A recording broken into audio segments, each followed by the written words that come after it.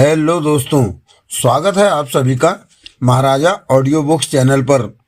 दोस्तों, मैं पुनः आपके सामने हाजिर हूँ एक नए उपन्यास के साथ, और उस उपन्यास का नाम है बहुरूपिया, जिसके की लेखक हैं सुरेंद्र मोहन पाठक। और ये उपन्यास सुधीर कोहली सीरीज का ही 21वां कारनामा है। तो चलिए पहले लेखकीय। मेरा नवीनतम उपन्यास बहुरूपिया आपके सामने है। क्रोनोलॉजिकल रिकॉर्ड के लिए उद्धृत है कि प्रस्तुत उपन्यास पॉकेट बुक्स में अब तक प्रकाशित मेरी कुल रचनाओं में 286वां है और सुधीर सीरीज में 21वां। तो दोस्तों, ज़्यादातर पिछले उपन्यासों के बारे में लेखक महोदय ने इसमें अपने उद्गार दिए हुए हैं और पाठकों के पत्रों के जवाब दिए हैं। इसलिए अब हम देर नहीं करते हैं और प्रारंभ करते हैं सुरेंद्र मोहन पाठक बहुरूपिया सुधीर कोहली सीरीज 21वां उपन्यास का एपिसोड नंबर 1। वो मुर्गाबी थी जो खुद ही मेरे सिर पर आकर बैठ गई थी, इसलिए यूअर्स ट्रूली को उस सेंस ऑफ अचीवमेंट का एहसास नहीं हो रहा था जिसका कि मैं आदी था। जनवरी का महीना था और सांझ ढले से वो भगवान दास रोड वाले मेरे नए फ्लैट पर मेरे साथ थी। उस वक्त 11 बजने को थे और मैं समझता था कि सत्संग काफी हो गया था, पिकनिक काफी से ज्यादा हो गई थी, लिहाजा अब मेरा जेहन उसको रुखसत करने की कोई तरकीब सोचने में मशगूल था। कोई ऐसी तरकीब जिसके तहत मुझे उसको रुखसत करना ना पड़ता, वो खुद ही रुखसत हो जाती, बाइज्जत, बिना कोई ऑफेंस फील किए। वैसे एन उलट भी होता तो मुझे कोई ऐतराज नहीं था।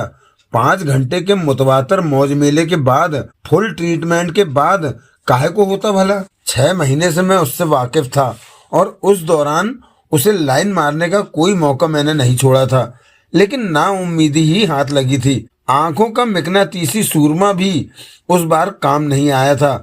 कच्चे धागे से बंधे सरकार नहीं चले आए थे, और आज जब ऐसा हुआ था तो कच्चे धागे की भी जरूरत नहीं पड़ी थी। जैसा कि मैंने पहले अर्ज किया, मुर्गाबी खुद ही मेरे सिर पर आ बैठी थी। अब हाजिर को हुज्जत कौन करता है, दान की बचिए के दांत कौन गिनता है। लेकिन ये बात रह रहकर मेरे जहन में कुनमुना रही थी कि ऐसा हुआ तो क्यों कर हुआ।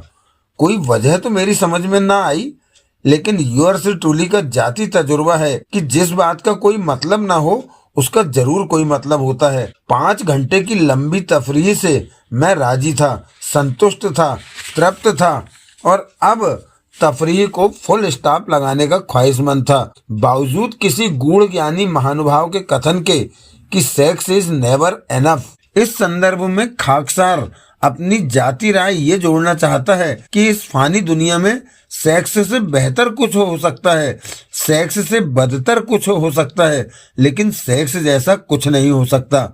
दूसरे, आपके खादिम के साथ कुछ अच्छी बीते तो उसे दहशत होने लगती है कि पता नहीं आगे क्या बुरा होने वाला था जिसकी कि वो भूमिका थी। तीसरे, आदमी का बच्चा प्रलोभन से नहीं बच सकता, क्योंकि वो पूरा ख्याल रखता है कि प्रलोभन उससे बच के ना निकल जाए। इसलिए गुज़श्ता 5 घंटों से वो मेरे पहलू में थी।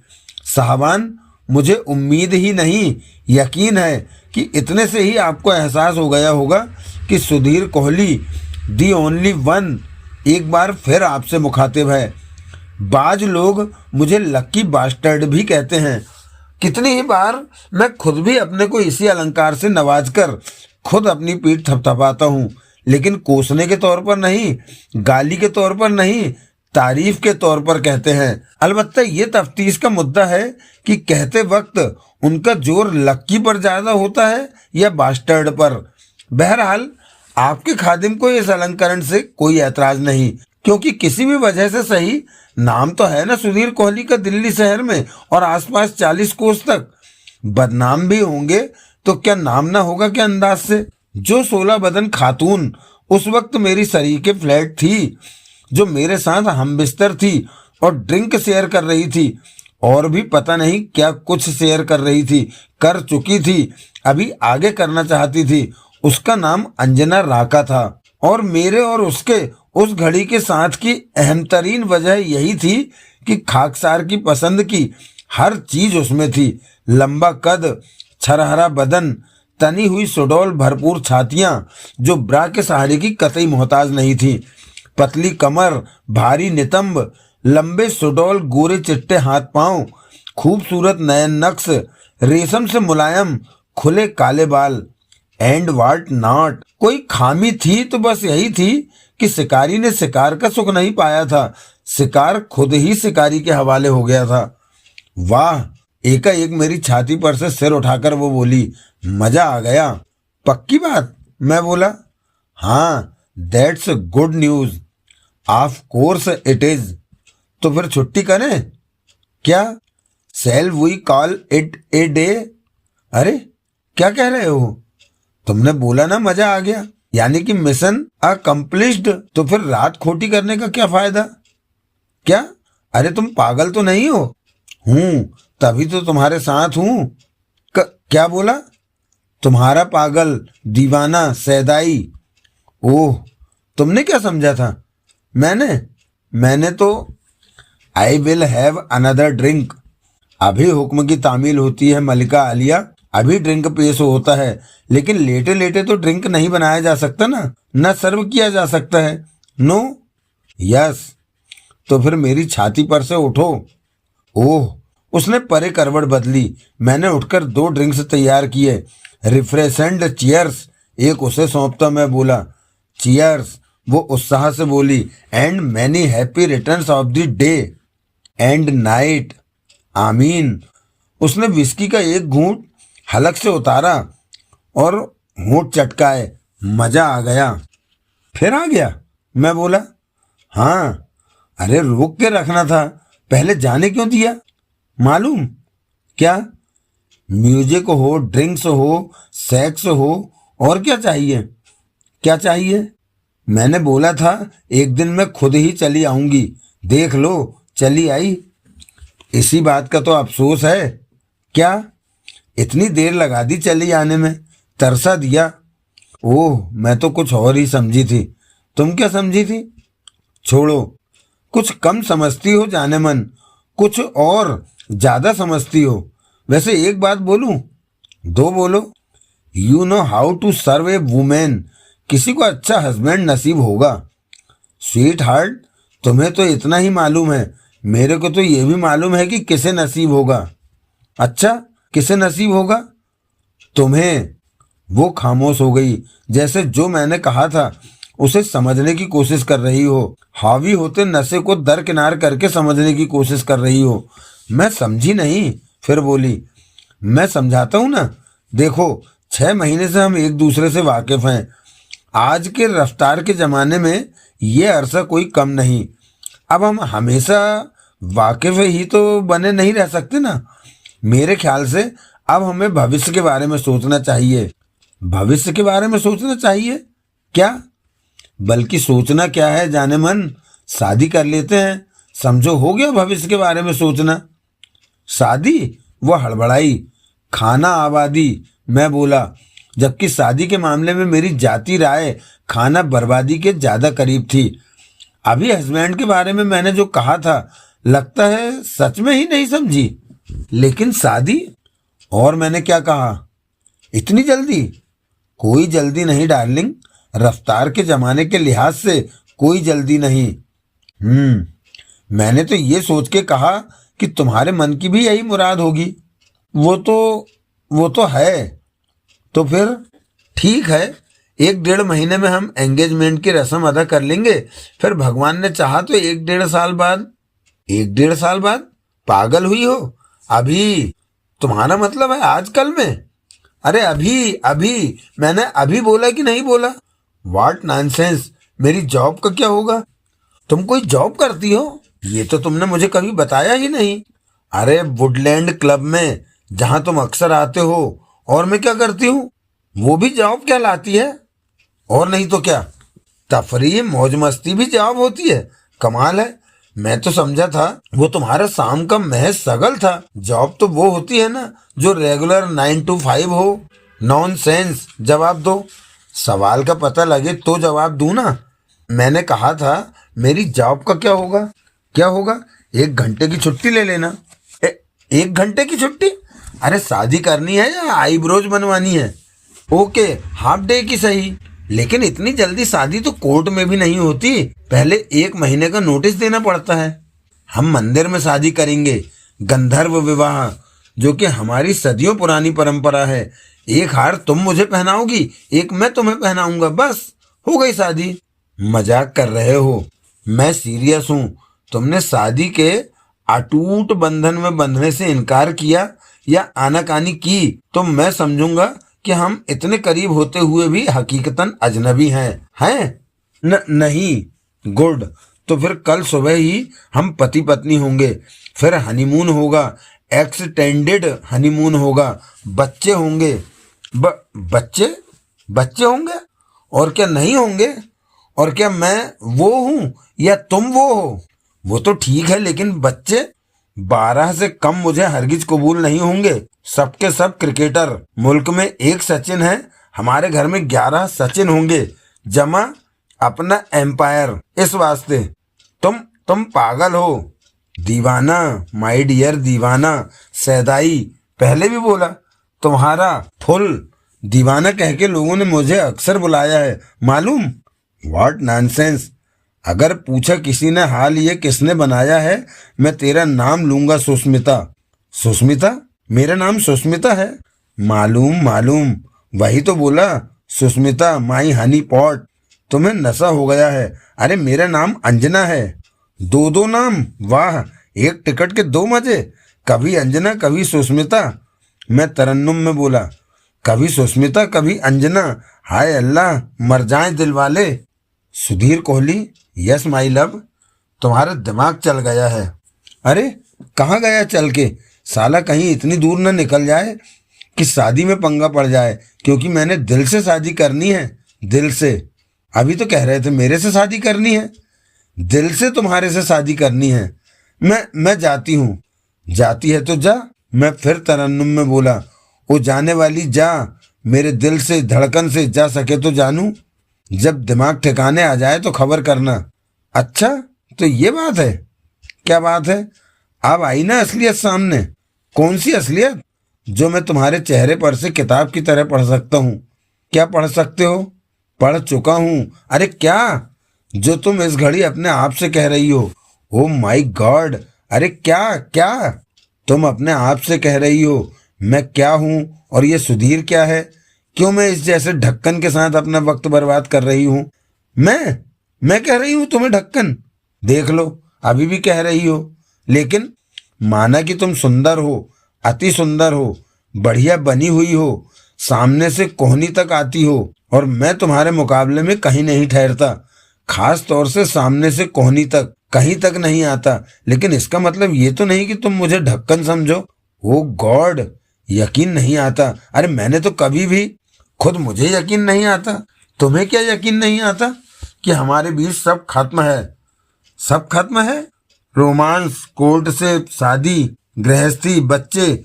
यकीन करने के लिए मैं तुम्हारी जुबानी सुनना चाहता था, अब वो भी सुन लिया। क्या सब खत्म? यकीन तो नहीं आता, लेकिन समझो, मेरे टूटे दिल की आवाज़ सुनो।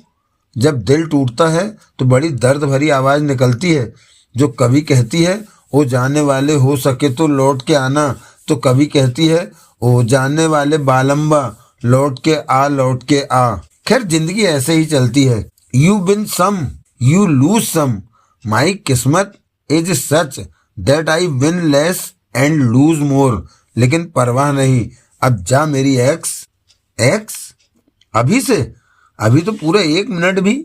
जाके अपनी पसंद का अपना घर संसार बसा। किसी नान ढक्कन से दिल जिगर किडनी कलेजा फेफड़े पैनक्रियास लगा, इंकी पिंकी पप्पू टीनू बना।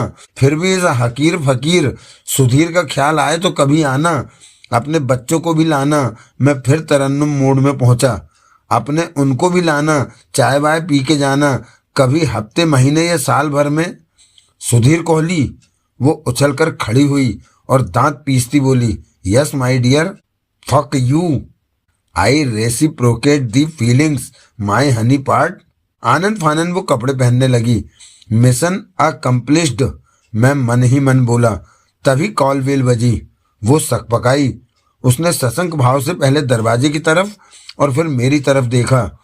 टाइम से मैं बेखबर नहीं था, लेकिन फिर भी अनायास मेरी निगाह वॉल क्लॉक की ओर उठी। 11:05। कौन होगा? वो बोली।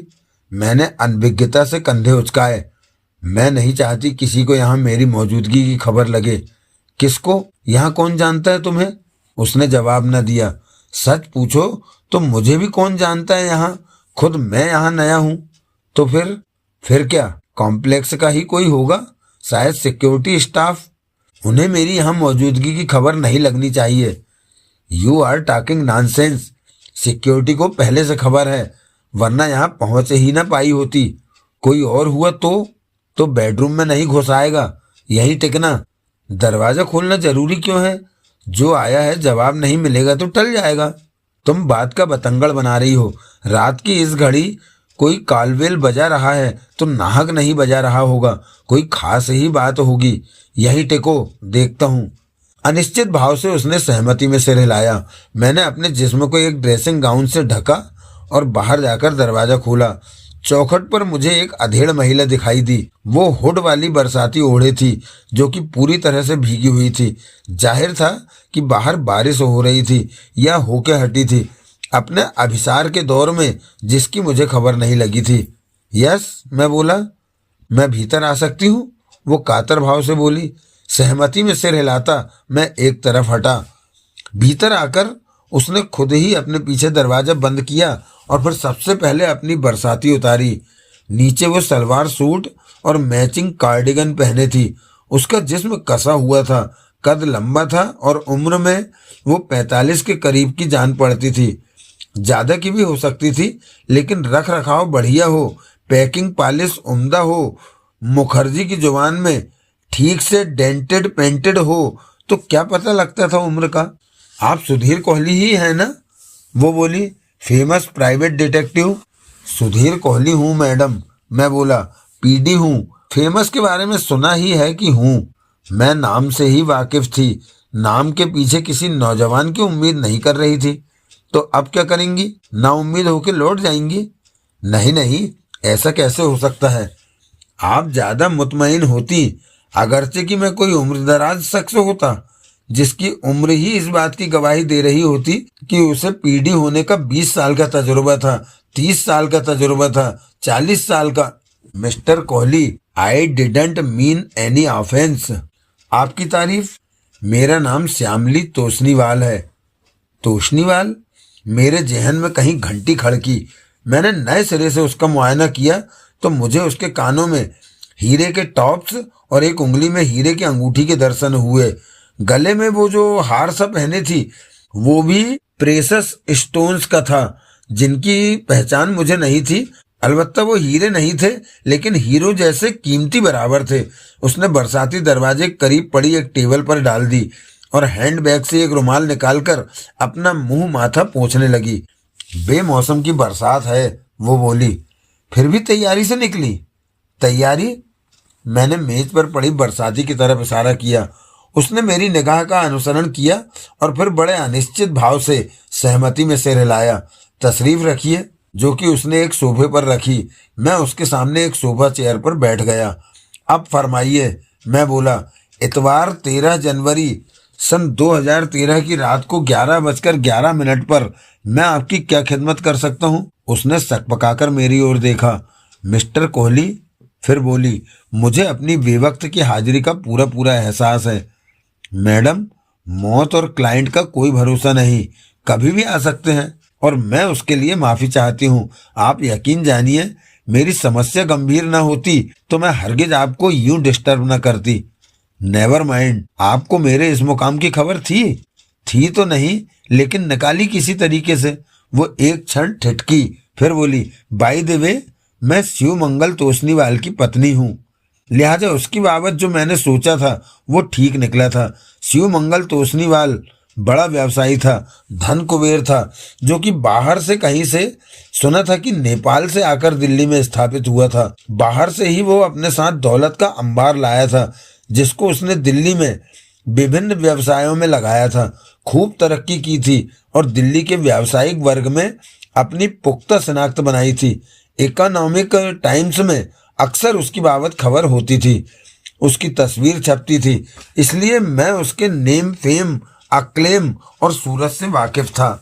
आपके हस्बैंड? प्रत्यक्षता मैं बोला। बड़े रसूख वाले आदमी हैं, मैं उनके नाम से वाकिफ हूँ।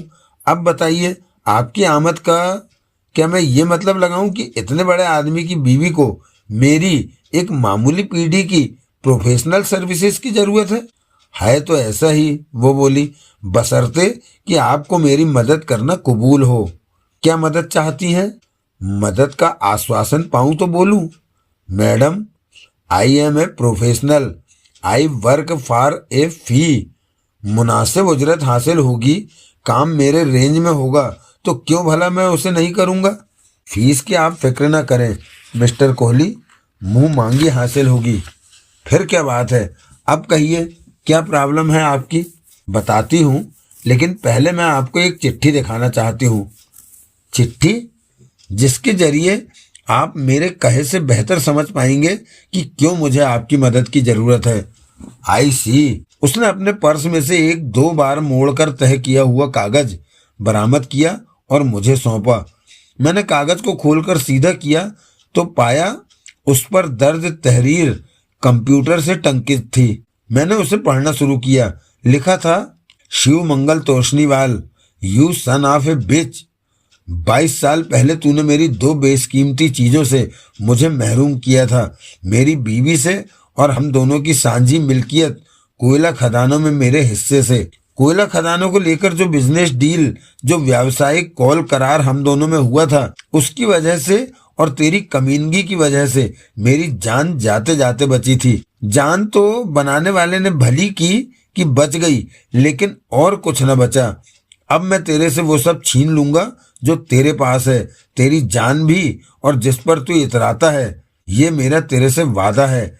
22 साल पहले का वो दिन न मैं भूला हूं न तू भूला होगा, जबकि तू मुझे नेपाल के एक बर्फीले पर्वत शिखर कोंटी टॉप पर पिकनिक के बहाने, तफरीह के बहाने, एडवेंचर के बहाने ले गया था। मुझ मूर्ख का तेरे पर ऐसा एतवार था कि मैं न समझ सका कि असल में तेरे मन में क्या था। तेरे पर भरोसा बल्कि अकीदा रखने वाला मैं उस वक्त की तेरी खुफिया सातिर बदकार यार मार चाल को न समझ सका। समझने तो दूर, कोई मुझे उस बाबत खबरदार भी करता तो मुझे हरगिज यकीन न होता कि तू मेरे खिलाफ, अपने दोस्त, अपने बिजनेस पार्टनर के खिलाफ कोई घिनौनी जलील बेगैरत चाल चल सकता था। जब संभलने का, खबरदार होने का मौका हाथ से निकल गया था, तब बहुत देर बाद मेरी समझ में आया था कि क्यों तूने मुझे आगे चलने को, बर्फीले पर्वत शिखर पर पहले पहुंचने को कहा था।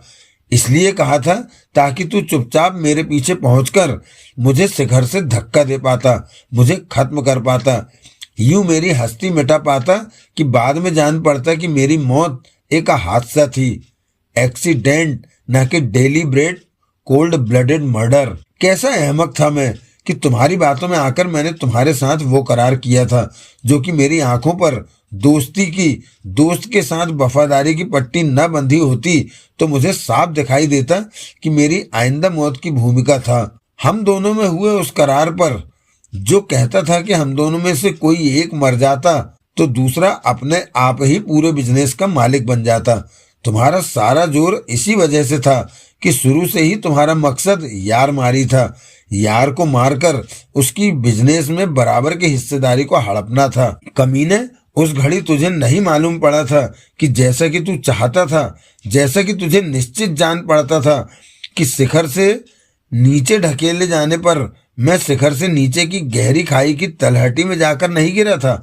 वैसे गिरा होता तो आज तुझे ये चिट्ठी न लिख रहा होता। मैं रास्ते में ही पहाड़ में से प्लेटफार्म की तरह बाहर निकली हुई एक बर्फीली चट्टान पर जाकर गिरा था और खाई के गर्भ में समा जाने की जगह वहीं अटका रह गया था। हिलने से, करवट बदलने से दहशत खाता अपनी दाईं टूटी टांग और टूटी बाह के साथ मौत की घड़ियां गिनता 2 दिन मैं वहां पड़ा रहा था, जबकि उधर से गुजरते कुछ शेरपाओं की मेरे पर निगाह पड़ी थी और उन्होंने तब तक एन सिर पर आन खड़ी हुई मेरी निश्चित मौत से मुझे बचाया था। 1 घंटा और उनकी निगाह मेरे पर न पड़ती तो वहां से मेरी लाश ही बरामद होती। वे लोग मुझे एक नजदीकी गांव में उठा ले गए, जहां वक्त के साथ मेरी टूटी हड्डियां तो जुड़ गईं, मेरी तंदुरुस्ती तो लौट आई, लेकिन मेरी याददाश्त हमेशा के लिए चली गई। 20 साल, पूरे 20 साल मैंने नेपाल के उस छोटे से गांव में अपने अतीत से पूरी तरह से बेखबर शख्स के तौर पर गुजारे। फिर 2 साल पहले जैसे एक करिश्मा हुआ, मेरी याददाश्त लौट आई। 1 साल और मुझे नॉर्मल होने में, पूरी तरह से रिकवर करने में लगा।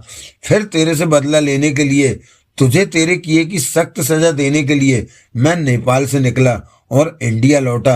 इंडिया में मैंने छत्तीसगढ़ का और आगे सरगुजा का रुख किया, जहाँ की हमारा बिजनेस ऑफिस था और जहाँ से करीब भट गांव में हमारी कोयला खदानें थी। वहां से मुझे मालूम हुआ कि हमारी खदानें कोयले से खाली हो चुकी थी और हमारा कारपोरेट ऑफिस बंद हो चुका था। और तहकीकात पर मालूम हुआ कि अब तेरा ठिकाना रिहायश और बिजनेस दोनों रायपुर में था। वहां पहुंचे तो पता चला कि तू वहां से भी शिफ्ट कर गया था और अब दिल्ली में जा बसा था। मैं दिल्ली पहुंचा, तू कोई मामूली आदमी तो था नहीं जिसकी तलाश में मुझे दिक्कत होती। तू तो बड़ा आदमी था, बड़ा बिजनेसमैन से स्थापित था, लिहाजा मामूली पूछताछ से मालूम पड़ गया कि दिल्ली में तू बसंत कुंज की एक आलीशान कोठी में रहता था और भीकाजी कामा प्लेस में तेरा ऑफिस था।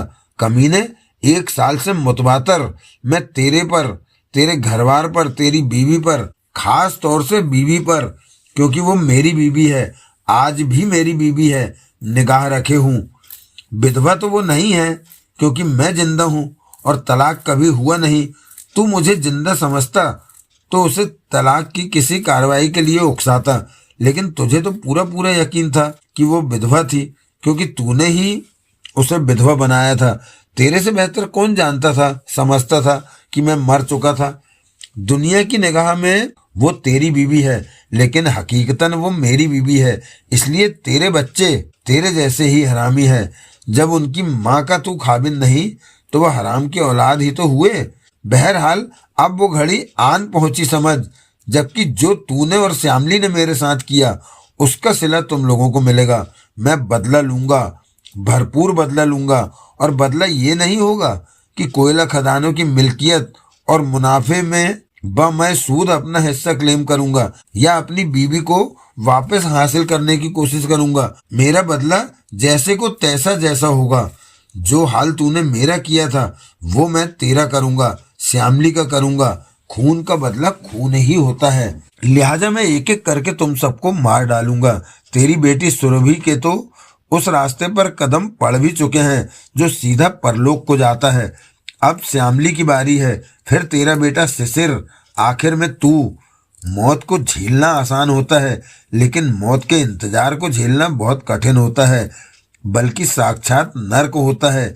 ये बात मैंने तब जानी जबकि मैं लुंज पुंज 2 दिन उस बर्फीली चट्टान पर तिल तिल पल पल मर रहा था। तेरा नंबर आने तक, तेरी मौत आने तक मेरी निगाह हर क्षण तेरे पर होगी और मैं तुझे बहेलिए के जाल में फंसे पंछी की तरह तड़पता फड़फड़ाता किस्तों में मरता देखने का सुख पाऊंगा। मुझे उम्मीद नहीं कि मेरे तेरे लिए कयामत की घड़ी बनकर तेरे सामने आन खड़े होने से पहले तू पल भर को भी चैन की नींद सो पाएगा। कमीने, ये भी तेरी सजा है कि तू अपने परिवार को अपनी आंखों के सामने मरता देखेगा। ये भी मेरा बदला है। अब इंतजार कर होनी का, जो अनहोनी बनकर तेरे सिर पर नाचेगी। सुजीत त्रेहन। मैंने पत्र को पूर्ववत तह किया और उसे अपने और मेहमान के बीच मौजूद टेबल पर रखा। फिर मैंने गंभीर हुंकार भरी, मैडम, है तो ये सीरियस मसला ही ना। क्या मतलब? वो सकपकाई। कोई प्रैक्टिकल जोक तो नहीं? Practical joke? ओह नो, ऐसी वाहियात हरकतों का रिवाज तो है आजकल। होगा, लेकिन जो आपके सामने है वो हकीकत है। कैसे मालूम? मैं सुजीत के दस्तखत बहुत अच्छी तरह से पहचानती हूँ। ओह, मैंने दस्तखत न पहचाने होते, मुझे उनकी बाबत गारंटी न होती तो इतनी रात गए आपको डिस्टर्ब करने में यहाँ आई ही ना होती। आई सी। फिर मैं सुजीत की भाषा पहचानती हूँ, उसके अंदाजे बयां को समझती हूँ। चिट्ठी पढ़ते वक्त मुझे लग रहा था जैसे सुजीत मेरे सामने बैठा मेरे से बात कर रहा था। मिस्टर कोहली, इस बात में शक की कोई गुंजाइश नहीं कि इस चिट्ठी का लेखक सुजीत है। चिट्ठी आपके मौजूद हस्बैंड के नाम है, लिहाजा उन्होंने पढ़ी होगी। जाहिर है, फिर आपको सौंप दी। हाँ, बस क्या मतलब? पुलिस के पास जाने की ना सोची? वो खामोश रही। उसने बेचैनी से पहलू बदला। ये कोई मामूली चिट्ठी नहीं है, मौत का फरमान है, पूरे परिवार को खत्म कर देने की डंके की चोट धमकी है। मेरे ख्याल से मिस्टर तोषनीवाल को पहला ख्याल तो पुलिस के पास जाने का ही आना चाहिए था। बड़े आदमी हैं, जाते तो थाने चौकी तो न जाते, सीधे पुलिस कमिश्नर के पास जाते। नहीं, जवाब में उसने एक आह भरी। क्या हुआ? मैं बोला। मिस्टर कोहली, वो दबे स्वर में बोली, मुझे बड़े दुख के साथ कहना पड़ता है कि मेरे हस्बैंड को मुझसे कोई मोहब्बत बाकी नहीं। अब तो है ही नहीं। मुझे लगता है कि पहले भी कभी नहीं थी। That's too bad. Of course it is. ऐसे रवैये की कोई वजह है? एक नौजवान लड़की की फिराक में है। ओह, कब से? 2-2.5 साल से। लड़की कौन?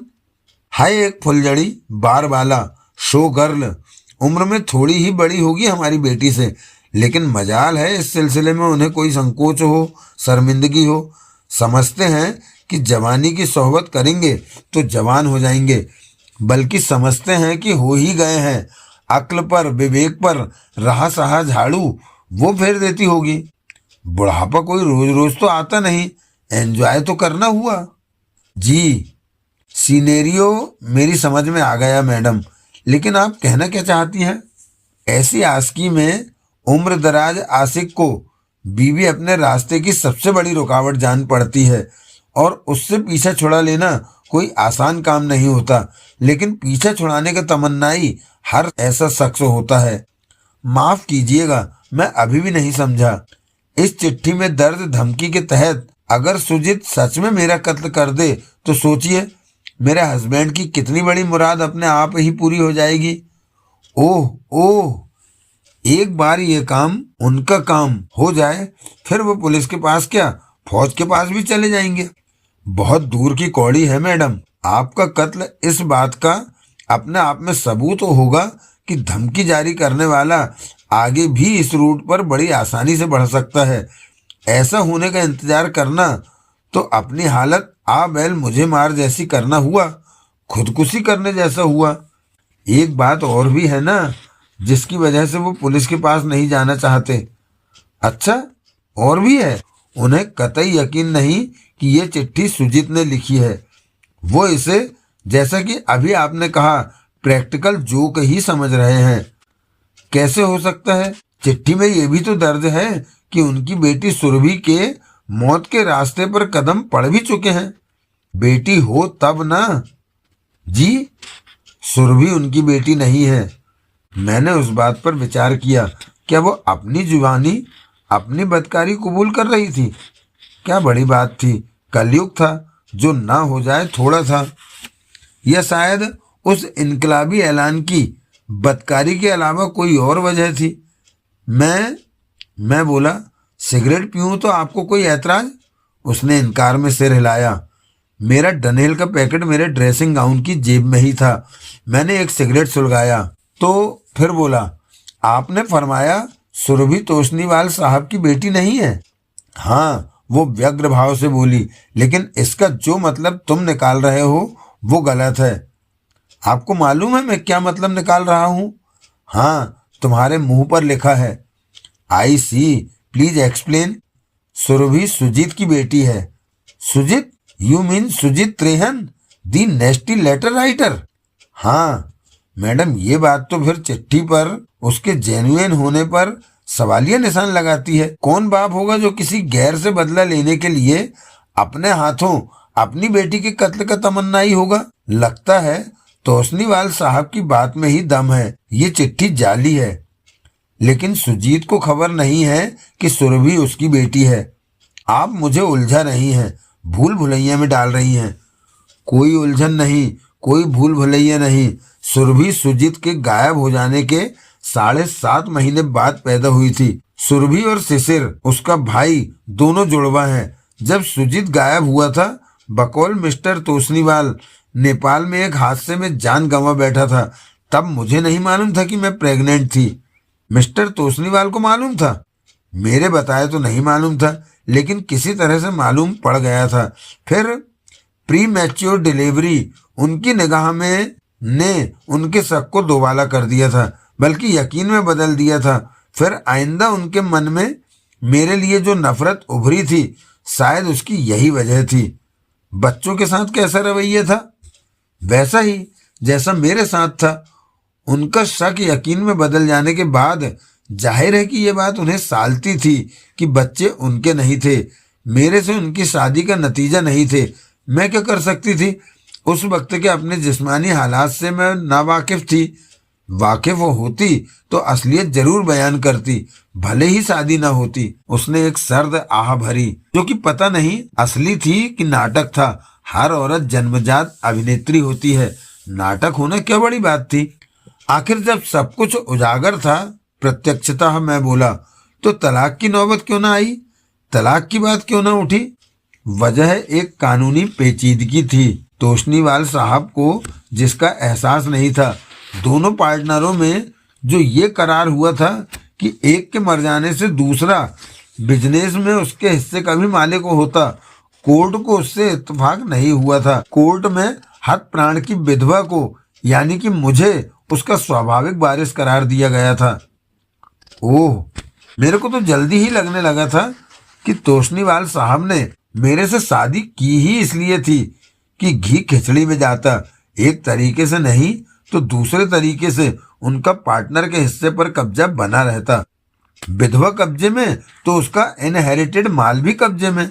हाँ, क्या यही वजह थी आनन फानन शादी की? आनन फानन क्या मतलब? शादी के आपके पहले हस्बैंड के गायब होने के 7.5 महीने बाद जब बच्चे भी हो गए तो शादी आनन फानन ही हुई ना? ऐसे तो हुई, लेकिन यकीन जानिए शादी के वक्त ये बात मुझे नहीं सूझी थी। आपको तब क्या सूझा था? जो सुझाया गया था। मिस्टर तोशनीवाल दीवानगी की हद तक मेरे पर फिदा थे। तब जबकि शादी मुमकिन थी तो एक पल भी मेरे से जुदा नहीं रहना चाहते थे। आपने बोला नहीं कि अभी तो पति की चिता की राख नहीं ठंडी हुई थी? सब बोला, वो कुछ सुनने को तैयार नहीं थे। नाव आर नेदर जैसी सिचुएशन पैदा कर दी, इसलिए आपने शादी करना मंजूर कर लिया। हाँ, लेकिन खामोशी से, बिना किसी आडंबर के, बिना किसी धूमधाम के। आई सी। तो जो वजह आनंद फानंद शादी की थी, उसी वजह से तलाक अब उनके लिए घाटे का सौदा है। बिल्कुल। अब बताओ, इस चिट्ठी के बारे में तुम्हारी एक्सपर्ट ओपिनियन क्या है? मैडम, इस मामले में मेरे को आपके हस्बैंड की ओपिनियन से ज्यादा इत्तेफाक है। मेरे को तो फ्रॉड ही जान पड़ती है। किसी वारदात के वाकया होने के 22 साल बाद वारदात का प्रेत एकाएक यूं सिर उठाए, ये कोई हजम होने वाली बात नहीं। अगर ये होक्स है, किसी की शरारत है, तो मेरी निगाह में बेहतरीन कदम यही बनता है कि उसे पुलिस की जानकारी में लाया जाए। वो पहले ही इनकार में सिर हिलाने लगी। दूसरा कदम प्राइवेट प्रोटेक्शन है, जिसका आजकल वैसे भी बहुत रिवाज है रसूख वाले लोगों में। दिल्ली में कई सिक्योरिटी एजेंसी हैं जो ऐसी प्रोटेक्शन मुहैया कराती हैं। फैमिली के लिए ऐसी प्रोटेक्शन अवेल कीजिए, फिर देखिएगा 2-3 दिन में ही हकीकत सामने आ जाएगी कि ये चिट्ठी जेन्युइन है या फ्रॉड। चिट्ठी में आपकी बेटी का खास तौर से जिक्र है, इसलिए उसकी प्रोटेक्शन का तो खास तौर से इंतजाम किया जाना चाहिए। इस वक्त कहाँ है वो? पता नहीं जी। मेरा मतलब है इस वक्त कहाँ है पता नहीं। सुबह अपनी कार पर घर से निकली थी, अभी मेरे यहाँ के लिए रवाना होने के वक्त तक तो वो वापस नहीं लौटी थी। उसका यूं सारा सारा दिन घर से बाहर रहना आम बात है? आम बात तो नहीं है, लेकिन कभी कभार you know how Bang girls are now एडेज independent, खुद मुख्तार, हेड स्ट्रांग, यही समझ लो। घर से निकलते वक्त बोल के तो गई होगी कि कहाँ जा रही थी। हाँ, बोल के गई थी कि फ्रेंड के साथ लंबी तफरीह का प्रोग्राम था। फ्रेंड? गर्ल फ्रेंड भाई, सखी सहेली हम उम्र। आई सी। स्वाति नाम है, स्वाति सलूजा, महिपालपुर में रहती है।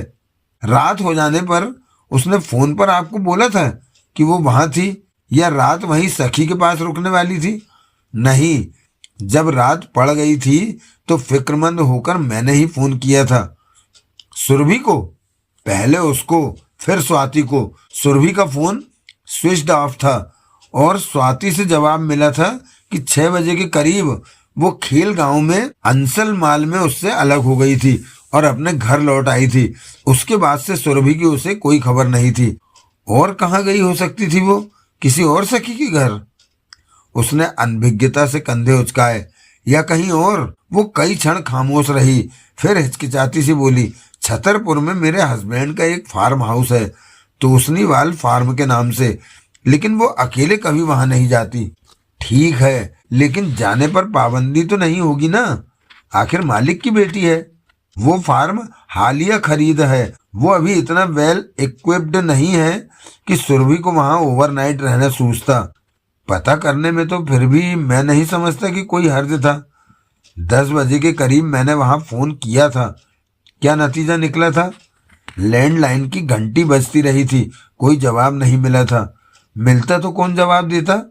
एक केयर टेकर है ना वहां। ठीक। मोबाइल नहीं है उसके पास? होगा, लेकिन मुझे नंबर की खबर नहीं। वहां का चक्कर लगाना ना सूझा क्या? मेरे पास पहुंचने में आपने भगवान दास रोड तक का लंबा फासला तय किया। छतरपुर और बसंत कुंज के बीच का फासला तो इससे 1/3 भी नहीं। वो खामोश रही। उसने बेचैनी से पहलू बदला। मैं अपलक उसकी तरफ देखता रहा। मैं घबराई हुई थी। वो दबे स्वर में बोली, ये चिट्ठी पढ़ चुकने के बाद से मेरे होश उड़े हुए थे। चिट्ठी की ये लाइन हथौड़े की तरह मेरे जहन में बजती थी कि सुरभि के कदम उस रास्ते पर पड़ भी चुके थे जो सीधा परलोक को जाता था। इस वजह से आपको फार्म हाउस का फेरा लगाने का ख्याल ना आया, यही समझ लो। मैंने विचारपूर्ण हुंकार भरी और सिगरेट का लंबा कस लगाया। मैं इस बात के मतलब पर जाऊं? उसका स्वर और भी दब गया तो मेरे प्राण कांपते हैं।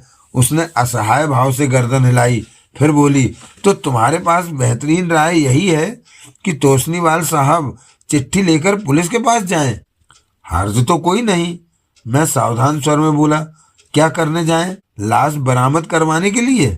आखिरी शब्द कहते उसका गला भर आया, आंखें नम हो उठी। उसने पर्स में से एक रुमाल बरामद किया और उसमें मुंह छुपाकर धीरे धीरे सुबकने लगी। क्या फिर ड्रामा? High voltage? हौसला रखिए, मैं सांत्वनापूर्ण स्वर में बोला। कुछ नहीं होगा। तुम्हें क्या मालूम?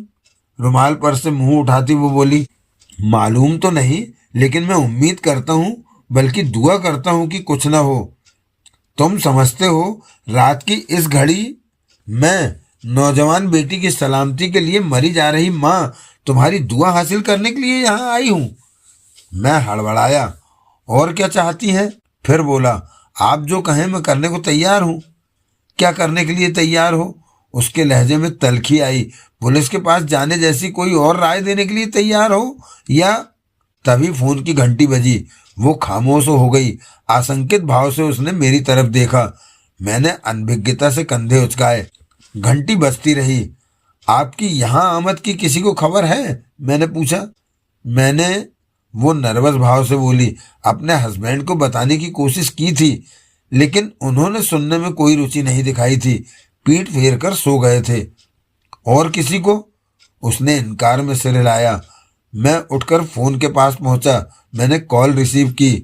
कोहली? आवाज मैंने तुरंत पहचानी।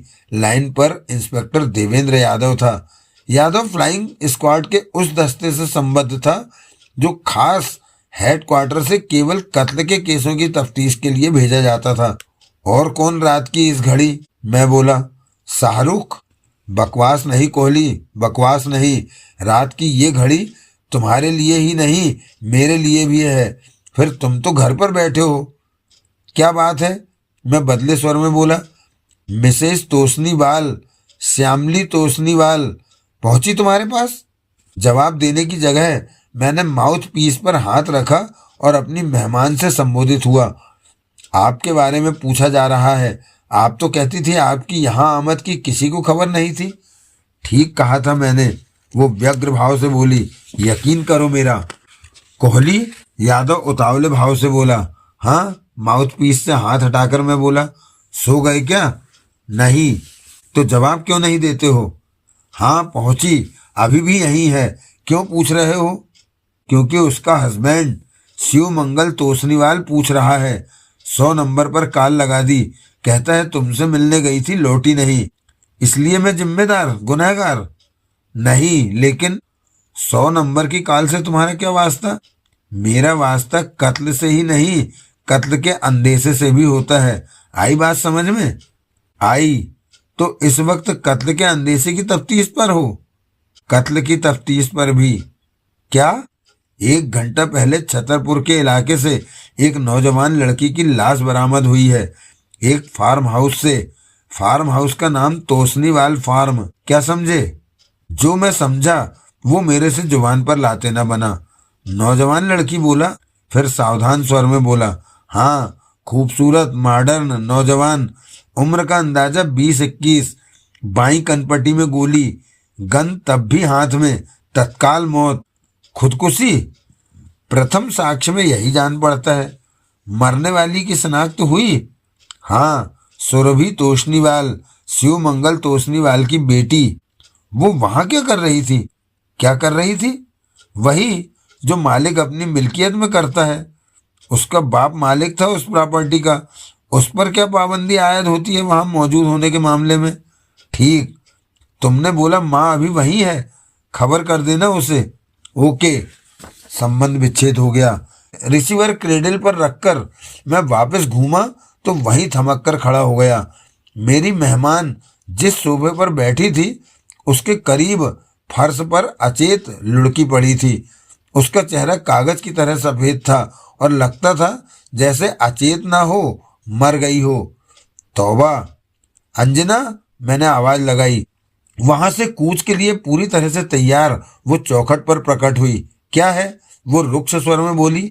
अरे दिखाई नहीं देता क्या है? मैं झल्लाया। इसे उठाकर सोफे पर लेटाने में मेरी मदद कर। क्या हुआ इसे? क्या किया तुमने इसके साथ? मैंने कुछ नहीं किया। तो बेहोश क्यों हो गई? नीचे क्यों गिर गई? जरूर तुमने कोई जोर जबरदस्ती। अरे सदमा लगा मेरी माँ। शरीफ औरत के साथ जोर जबरदस्ती करोगे तो नहीं लगेगा सदमा उसे? बेटी की मौत का सदमा कमबख्त। क्या? इसकी जवान बेटी का कत्ल हो गया है। खबर सुनते ही इस हाल में पहुंच गई। गनीमत है कि धड़का न लग गया, मर न गई। ओह, अब हिल। हम दोनों ने मिलकर बेहोश मेहमान को वापस सोफे पर लिटाया। मैंने पानी की बोतल काबू में की और उसके मुंह पर छींटे मारे। वो कुनमुनाई। मैंने जबरन उसे 2 घूंट पानी पिलाया। कांखती कराहती, अधिकतर पानी वापस उगलती वो उठकर बैठी। मेरी बच्ची। कांपती सी वो बड़ी मुश्किल से बोल पाई। मेरी बच्ची। कैसे जाना? मैं बोला। अभी फोन पर दूसरी तरफ से आती आवाज भी सुनाई दे गई। हाँ। शाम को निकली बीवी घर न लौटी, फिक्र हो गई, पुलिस को कॉल लगा दी। बेटी सुबह से निकली घर न लौटी, उसकी ऐसी फिक्र ना की। ऐसा क्यों? बेटी उसकी नहीं है। आपसे भी आपने बोला कोई मोहब्बत बाकी नहीं। अब मैं क्या कहूँ? वो फिर सुबकने लगी। मेरी बच्ची, मेरी बच्ची। धीरज रखिए मैडम। देखा, देख लिया क्या किया उसने? अभी भी कहते हो कि चिट्ठी फर्जी है, प्रैक्टिकल जोक है, होक्स है। मैं खामोश रहा। जो उसने कहा कर दिखाया। मेरा पति मजाक मजाक भसता रहा और लड़की जान से चली गई। काश तुम्ही ने संजीदगी से मेरी बात सुनी होती और वक्त रहते उस पर कोई अमल किया होता। कैसे पीडी हो, कैसी सर्विस करते हो क्लाइंट की, शर्म आनी चाहिए। क्लाइंट कब बनी आप मेरी? जब मैं यहाँ आ गई। तो क्लाइंटेल कबूल कब की मैंने? रिटेन कब किया आपने मुझे? सब लफाजी है, लिप सर्विस है। I hate you mister Kohli. मुझे अफसोस है मैं यहाँ आई। वो उठ खड़ी हुई, उस टेबल पर पहुंची जहां उसकी बरसाती पड़ी थी और उसे पहनने की कोशिश करने लगी। अब बारिश नहीं हो रही, मैं धीरे से बोला।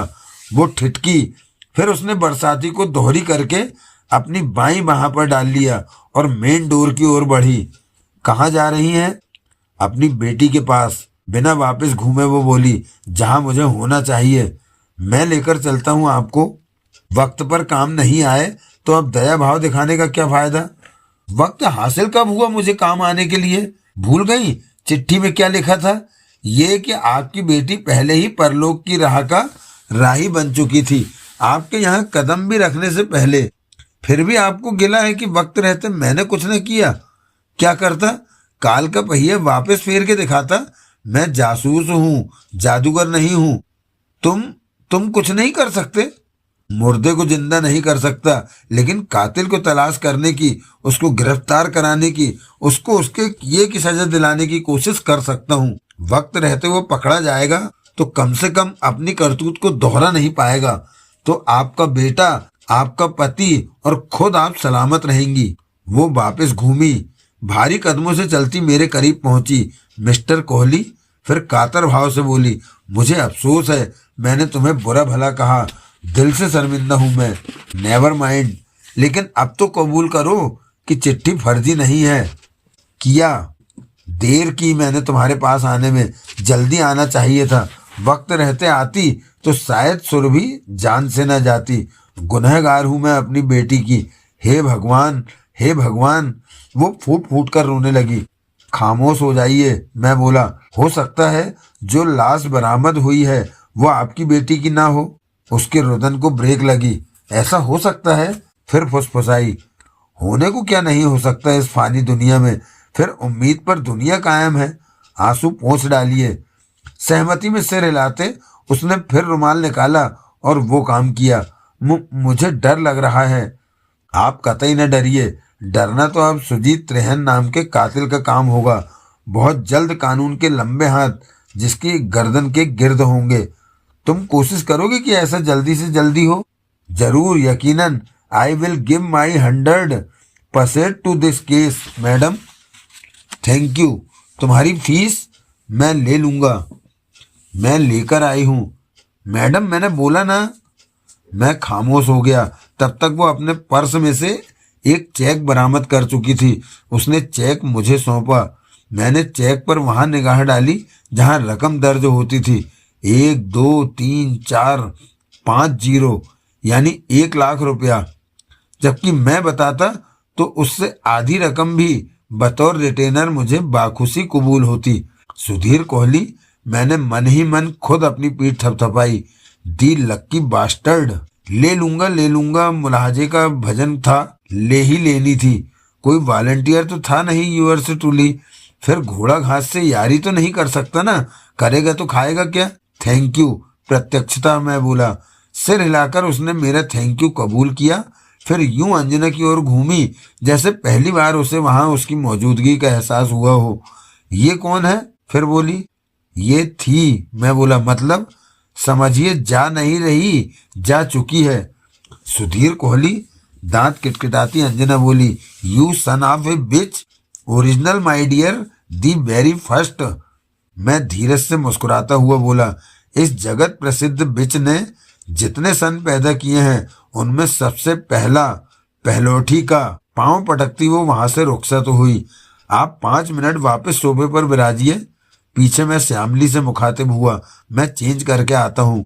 उसने सहमति में सिर हिलाया। मैं बेडरूम में दाखिल हुआ और मैंने अपने पीछे दरवाजा बंद कर लिया। कुछ क्षण मैं वहीं ठिठका खड़ा रहा और उस घड़ी जो मेरे जेहन में घुमड़ रहा था उस पर विचार करता रहा और सोचता रहा कि क्यों मुझे लग रहा था कि मेरी बेवक्त की मेहमान श्यामली तोषनीवाल को वहां कदम रखने से पहले ही खबर थी कि उसकी बेटी मर चुकी थी।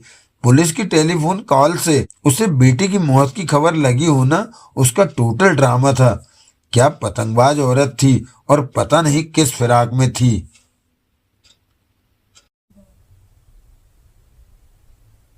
हम छतरपुर पहुंचे। बारिश तब नहीं हो रही थी और अंधेरे में यह भी कहना मुहाल था कि मेरे फ्लैट से 20 किलोमीटर दूर के उस इलाके में बारिश हुई ही नहीं थी या होकर बंद हो चुकी थी। तोषनीवाल फार्म की बाउंड्री वॉल में एक विशाल फाटक था जो उस घड़ी पूरा खुला था और उसके पल्ले आजू बाजू के विशाल पिलर्स के पीछे छुपे हुए थे। आगे एक लंबा ड्राइववे था जिसके सिरे पर एक बहुत बड़ा अहाता था जिसमें फार्म हाउस की एक मंजिला इमारत थी। अहाते में बाईं ओर 3 गाड़ियां खड़ी थी जिनमें से एक पीसीआर वैन थी जिसके दोनों तरफ बड़ा बड़ा स्पेशल स्क्वाड दिल्ली पुलिस लिखा था। वो वैन वहां inspector Devendra Yadav, officer in charge special squad की मौजूदगी की परिचायक थी। स्पेशल स्क्वाड पुलिस का वो दस्ता था जो सिर्फ कत्ल के केसों की तफ्तीश के लिए भेजा जाता था। लिहाजा दिल्ली में कत्ल की हर वारदात में इंस्पेक्टर देवेंद्र यादव की हाजिरी और दखल निश्चित था। दूसरी कार एक पुलिस जीप थी और तीसरी एक एम्बेसडर थी। जीप जरूर लोकल थाने की थी, कार भी वहीं की हो सकती थी, लेकिन यह भी मुमकिन था कि वो पुलिस लैब से आए एक्सपर्ट्स की थी। मैंने अपनी कार को उन गाड़ियों से विपरीत दिशा में कंपाउंड के दूसरे बाजू में पार्क किया। मैडम, मैं बोला, अभी आप यहीं ठहरिए, मैं भीतर के हालात मालूम करता हूँ और फिर आपको खबर करता हूँ।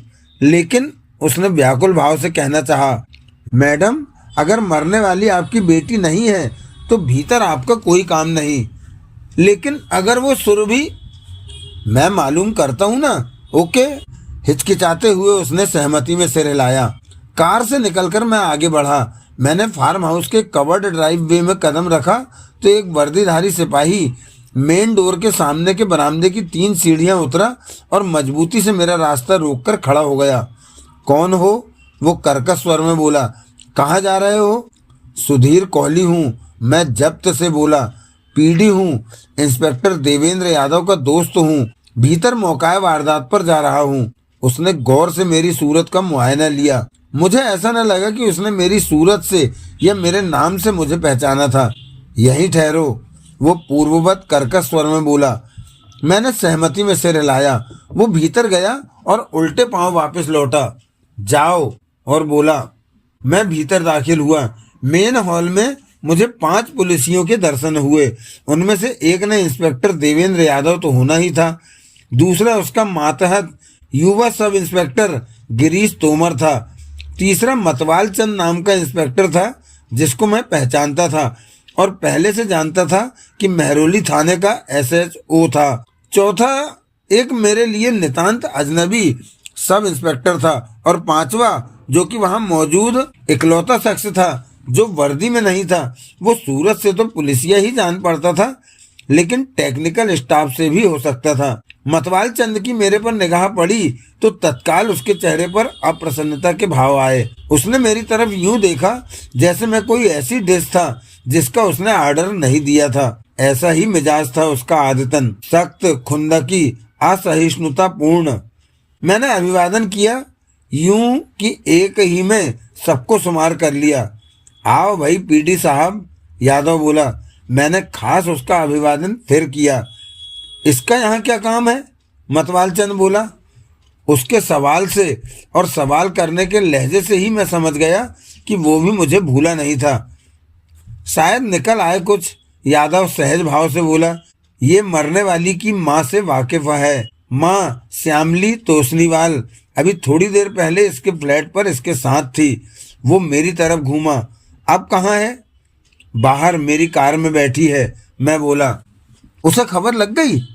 लग गई, लेकिन उम्मीद के खिलाफ उम्मीद कर रही है कि शायद मकतूला उसकी बेटी सुरभि न हो।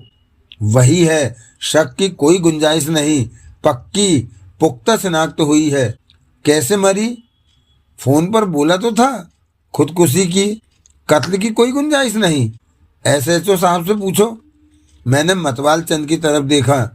ना भी हो तो वो भुनभुनाया, दूसरे पहलू पर भी विचार करना पड़ता है। दूसरा पहलू यानी कि कत्ल वाला?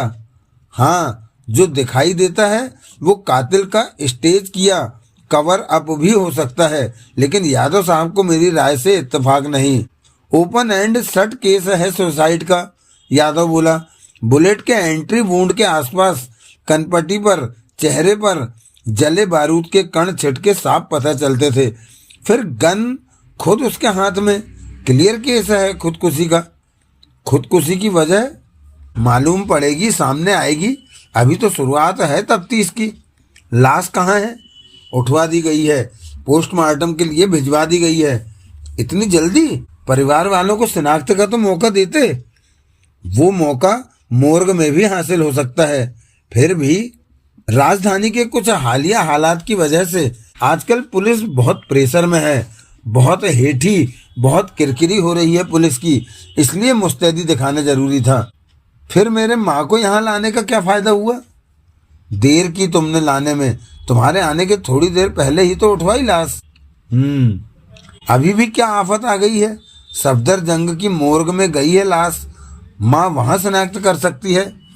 शिनाख्त जिसे आपने पक्की पुख्ता बताया, किसने की? यहाँ के केयर टेकर ने, विष्णु कसाना नाम है। 11 बजे के करीब उसी ने आकर लाश बरामद की थी। आकर क्या मतलब? केयर टेकर केयर टेकिंग के लिए यहाँ नहीं था? यही होता है, लेकिन तब नहीं था। वजह है सिनेमा देखने गया हुआ था, 11 बजे के करीब लौटा था तो अंधेरे में लाश से टकराकर ढेर होता बचा था। सुरभि तोषनीवाल की लाश से? हाँ, जैसे कि वो पहले से जानता पहचानता था। हाँ, आखिर मालिक की, उसके एम्प्लॉयर की बेटी थी। अंधेरे में लाश को पहचाना? जब यहाँ पहुंचा था तब अंधेरा था, रोशनी की तो पहचाना। आई सी। अब कहाँ है ये? क्या नाम बोला था? विष्णु कसाना। कुछ याद नहीं रख सकते? सर्दी ज्यादा पड़े तो ऐसा कुछ हो जाता है। क्यों होने देते हो? भेजे को विस्की में रिंस करके रखा करो। वही करता हूँ, लेकिन वो किस्सा फिर कभी। मैं कह रहा था कि अब कहाँ है ये केयर टेकर विष्णु कसाना? महरौली थाने में। वहाँ क्यों? क्या वो सस्पेक्ट है? नहीं भाई, वो अपना बयान रिकॉर्ड कराने के लिए वहाँ है, एक्सटेंसिव पूछताछ के लिए वहाँ है। आखिर वो केस का अहम तरीन गवाह है। किस बात का गवाह है? खुदकुशी या कत्ल का चश्मदीद तो वो नहीं। कत्ल या खुदकुशी जो हुआ, उसके वाकया हो चुकने के बाद उसने तो खाली लाश बरामद की। ये तुम कत्ल कत्ल क्यों भज रहे हो? सारी वारदात में उसकी कोई इन्वॉल्वमेंट हो सकती है, उस पर किसी तरह की सुबह की गुंजाइश है। कैसा सुबह? आप बताइए। नहीं, नहीं हो सकती। ये तो मतवाल चंद पूर्ववत भुनभुनाया, वकीलों की तरह जिरह कर रहा है। यादव साहब, क्यों आपने इसे इतनी छूट दी हुई है?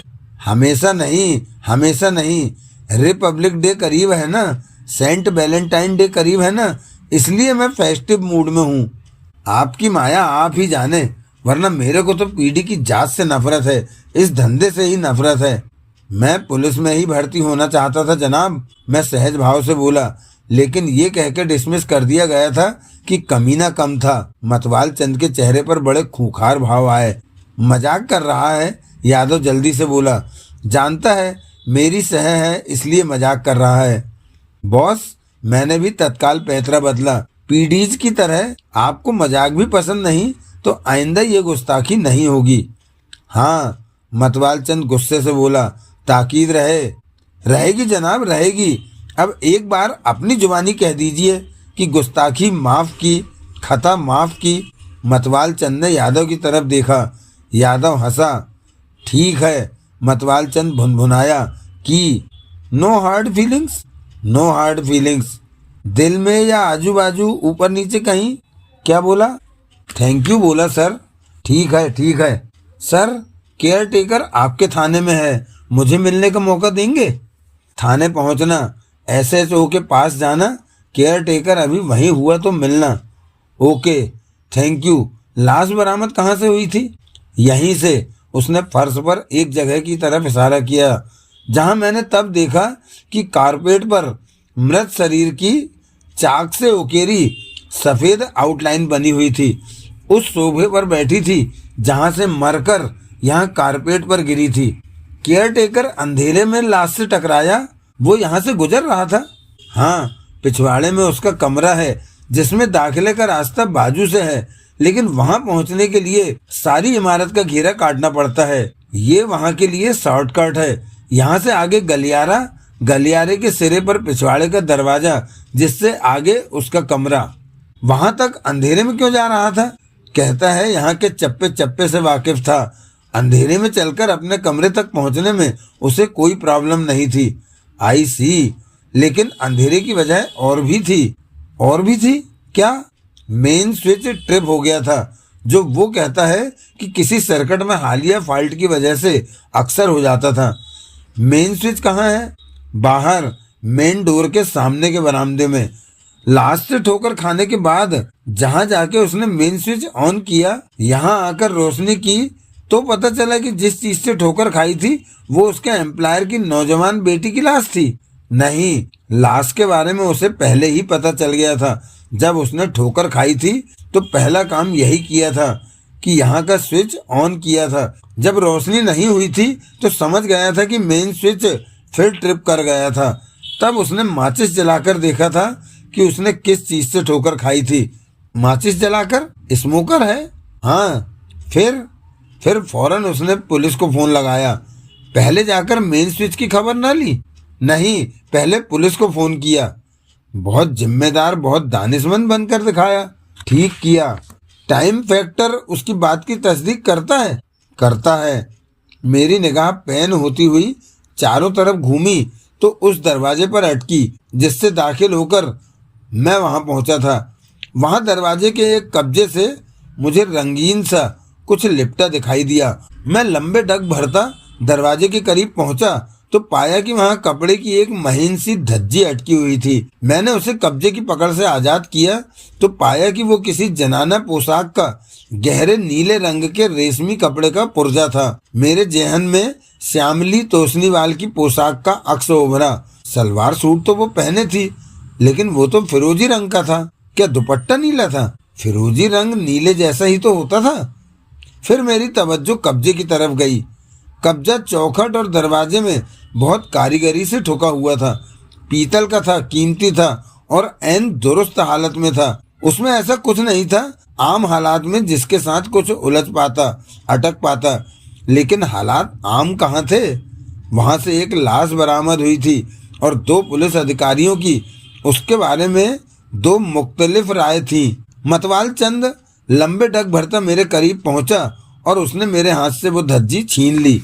यादव भी करीब पहुंचा। मुझे इस बात पर कोई हैरानी नहीं थी कि इतने पुलिसियों में से किसी को भी अभी तक आखिर तो दिखाई देती ही वो धज्जी नहीं दिखाई दी थी। आधी रात होने को थी। सख्त ठंड का मौसम था। सारे दिन की ड्यूटी की फटीग थी। सरकारी अमले के रिफ्लेक्सेस कमजोर हो जाना क्या बड़ी बात थी वगैरह।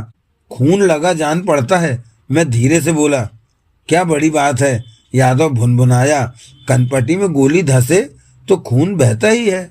यहाँ रोशनी काफी कम जान पड़ती है। क्या वोल्टेज पूरी नहीं आ रही? यही बात है। केयर टेकर कहता है इधर लो वोल्टेज की प्रॉब्लम है। I C. CFL बल्ब जो यहाँ लगे हैं वो भी लो वोल्टेज के हैं। काहे को? भाई, बाज लोगों को तीखी लाइट नापसंद होती है, कम रोशनी उन्हें रोमांटिक लगती है। क्या कहने? वैसे लो वोल्टेज दुरुस्त करने का इंतजाम यहाँ है। बाहर मेन सप्लाई के साथ वोल्टेज स्टेबलाइजर लगा हुआ है, लेकिन वो मैनुअल है। टॉगल घुमाकर वोल्टेज को कंट्रोल करना पड़ता है। इतने रईस आदमी ऐसी हाई एंड प्रॉपर्टी और वोल्टेज स्टेबलाइजर मैनुअल? कमाल है। उसने नहीं लगवाया, प्रॉपर्टी के ओरिजिनल मालिक ने लगवाया। केयर टेकर कहता है तोशनीवाल ने ये फार्म हाउस रीसेल में खरीदा था, तभी से CFL बल्ब भी लो वोल्टेज के हैं। तभी बहरहाल बात लो वोल्टेज की हो रही थी। हाँ, केयर टेकर कहता है वोल्टेज स्टेबलाइजर मेन स्विच के जंक्शन बॉक्स से बहुत ऊंचा लगा हुआ है। वो हैंडीकैप्ड है, इसलिए उसका हाथ उस तक नहीं पहुंचा था। टागल तक उसका हाथ स्टूल पर चढ़कर ही पहुंच सकता था, लेकिन मौजूदा हालात की टेंशन में उसने स्टूल लेकर आने की कोशिश नहीं की थी। आखिर लो वोल्टेज के बावजूद बिजली तो आ ही रही थी। हैंडीकैप्ड है? हाँ, एक बांह दूसरी बांह से छोटी है, लंगड़ाता भी है। बांह कौन सी छोटी है? दाई। कहता है कलाई और कोहनी के बीच कभी 2 जगह से टूटी थी, ठीक से जुड़ नहीं पाई थी, इसलिए टेढ़ी हो गई थी, छोटी हो गई थी। मैंने देखा था पूरी तरह से सीधी होती ही नहीं थी, फैलाने पर टेढ़ी ही रहती थी। लंगड़ाता कौन सी टांग से है? दाई से। क्यों? वो कातिल है। क्या? यकीनन वो कातिल है। तुम्हें कैसे मालूम? मैंने उसे चिट्ठी की बाबत सविस्तार बताया। कमाल है। मैं खामोश हुआ तो यादव मंत्रमुग्ध स्वर में बोला, SHO साहब, मैं मतवाल चंद से मुखातिब हुआ। अपने थाने फोन कीजिए और हिदायत जारी कीजिए कि उस शख्स को जाने न दिया जाए, वहीं रोक के रखा जाए। एक बार वो हाथ से निकल गया तो फिर पकड़ाई में नहीं आएगा। क्या बक रहे हो? मतवाल चंद झल्लाया। ये खुदकुशी का केस नहीं है, ये कत्ल का केस है और वो कातिल है। उस वक्त के मेरे लहजे की दृढ़ता का मतवाल चंद पर असर हुआ। तत्काल वो अपना मोबाइल निकालकर उस पर नंबर पंच करने लगा। कोहली, यादव कर्कश स्वर में बोला, इधर मेरी तरफ देखो।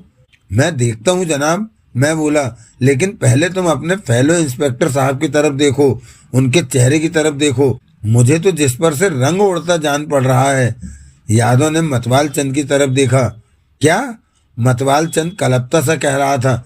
चला गया? बयान दर्ज करा के चला गया? कहाँ गया? यहाँ तो लौटा नहीं। कितना टाइम हुआ? क्या? इतने में तो वो पैदल चलकर यहाँ पहुँच सकता था। अभी चारों तरफ आदमी दौड़ाओ, कंट्रोल रूम से कांटेक्ट करो, उसके लिए मैं मुकम्मल हुलिया ऑल पॉइंट बुलेटिन जारी करवाओ। क्या? अरे तुम्हारे पास बैठा था, तुम्हें नहीं मालूम? ठीक है, दर्ज करो। कद 5.25 फुट के करीब, उम्र 60 के आसपास, सिर 3/4 गंजा, सिर्फ सामने और कहीं कहीं 2.5 बाल, आंखें काली, चेहरा गोल और उस पर तरह तरह की खरोंचों के परमानेंट निशान। दाई बाह में डिफेक्ट, कोहनी के आगे से पूरी तरह से नहीं मुड़ती, इस वजह से बाई से काफी छोटी। दाएं हाथ में डिफेक्ट, उंगलियां बाज के पंजों की तरह मुड़ी हुई, अकड़ी हुई। दाई टांग में डिफेक्ट, लंगड़ा के चलता है। पोशाक खुद बयान कर सकोगे या वो भी मुश्किल है तुम्हारे वास्ते? ठीक है, ठीक है। एक बात और ध्यान में रहे सबके, वो शख्स हथियारबंद हो सकता है, खतरनाक साबित हो सकता है, उस पर कातिल होने का सुबह है। ऐसा शख्स और कत्ल कर सकता है, ताकीद रहे। उसने संबंध विच्छेद करके मोबाइल को जेब के हवाले किया और मेरी तरफ घूमा। पकड़ा तो वो जाएगा ही, वो दांत पीसता सा बोला, लेकिन तब अगर वो कातिल साबित न हुआ तो पीडी साहब तुम्हारी खैर नहीं। कमाल है, मैं बोला। मैं आपका केस सुलझाने में, कातिल की शिनाख्त कराने में आपकी मदद कर रहा हूँ और आप मुझे धमकियां जारी कर रहे हैं। तमाम पीढ़ी पंथी भुला दूंगा। मतवाल चंद है मेरा नाम, याद रहे। मैंने यादव की तरफ देखा। तुम्हारा कोई मुलाहजा है तो यादव साहब से है, मेरे से नहीं है, समझ गए? समझ गया जनाब। ऐसे मामलों में ये भी मेरे से कोई मुलाहजा नहीं मानते। ये आपसे ज्यादा सख्त हाकिम है मेरे वास्ते। बहरहाल मेरे पर कहर बरपाने की जगह अभी तो आप इस बात का मातम मनाइए कि कातिल आपकी गिरफ्त में था, आपके थाने की हाजिरी भर रहा था, आपने उसे निकल जाने दिया। अभी मैं कुछ नहीं जानता, अभी मैं तुम्हारी जुबान पर जा रहा हूँ। रिफ्लेक्स एक्शन में अभी मैंने इतना कुछ बोल दिया, इतनी हिदायत जारी कर दी। हो सकता है मुझे पछताना पड़े। अगर ऐसा हुआ तो उसने फिर कहर बरपा निगाह से मेरी तरफ देखा। मैंने नकली जमाई ली। वो और भड़कने को हुआ, लेकिन यादव पहले बोल पड़ा, वो चिट्ठी कहाँ है? चिट्ठी? मेरी भवें उठी। भाई, जिसका अभी जिक्र किया? अच्छा, वो तो मैडम के पास है, लेकिन फोटोकॉपी मेरे पास है। दिखाओ। मैंने फोटोकॉपी पेश की। रास्ते में एम्स के बाहर मुझे एक केमिस्ट साहब दिखाई दी थी, जहाँ की फोटोकॉपी भी होती थी। वहीं से मैंने चिट्ठी की 2 कॉपियां बनवाई थी और ओरिजिनल श्यामली को सौंप दी थी। इसे मैं रख रहा हूँ, यादव बोला। No problem. उसने उसे पढ़ने की कोशिश न की, तह करके उसे अपनी वर्दी की एक जेब में रख लिया। हैरानी थी कि मतवाल चंद ने चिट्ठी में कोई दिलचस्पी नहीं दिखाई थी। उस सिलसिले में उसको वही काफी लगा जान पड़ता था जो उसने मेरी जुबानी सुना था। लड़की लेफ्टी थी, मैं बोला। क्या? मतवाल चंद बोला। लेफ्टी, लेफ्ट हैंडेड, बाएं हाथ से काम करने वाली। दोनों इंस्पेक्टरों की निगाहें मिली। क्यों पूछ रहे हो? यादव बोला। मैंने अपने बाएं हाथ की पहली उंगली अपनी कनपटी से सटाई और बोला, सोचो। यादव का चेहरा गंभीर हुआ।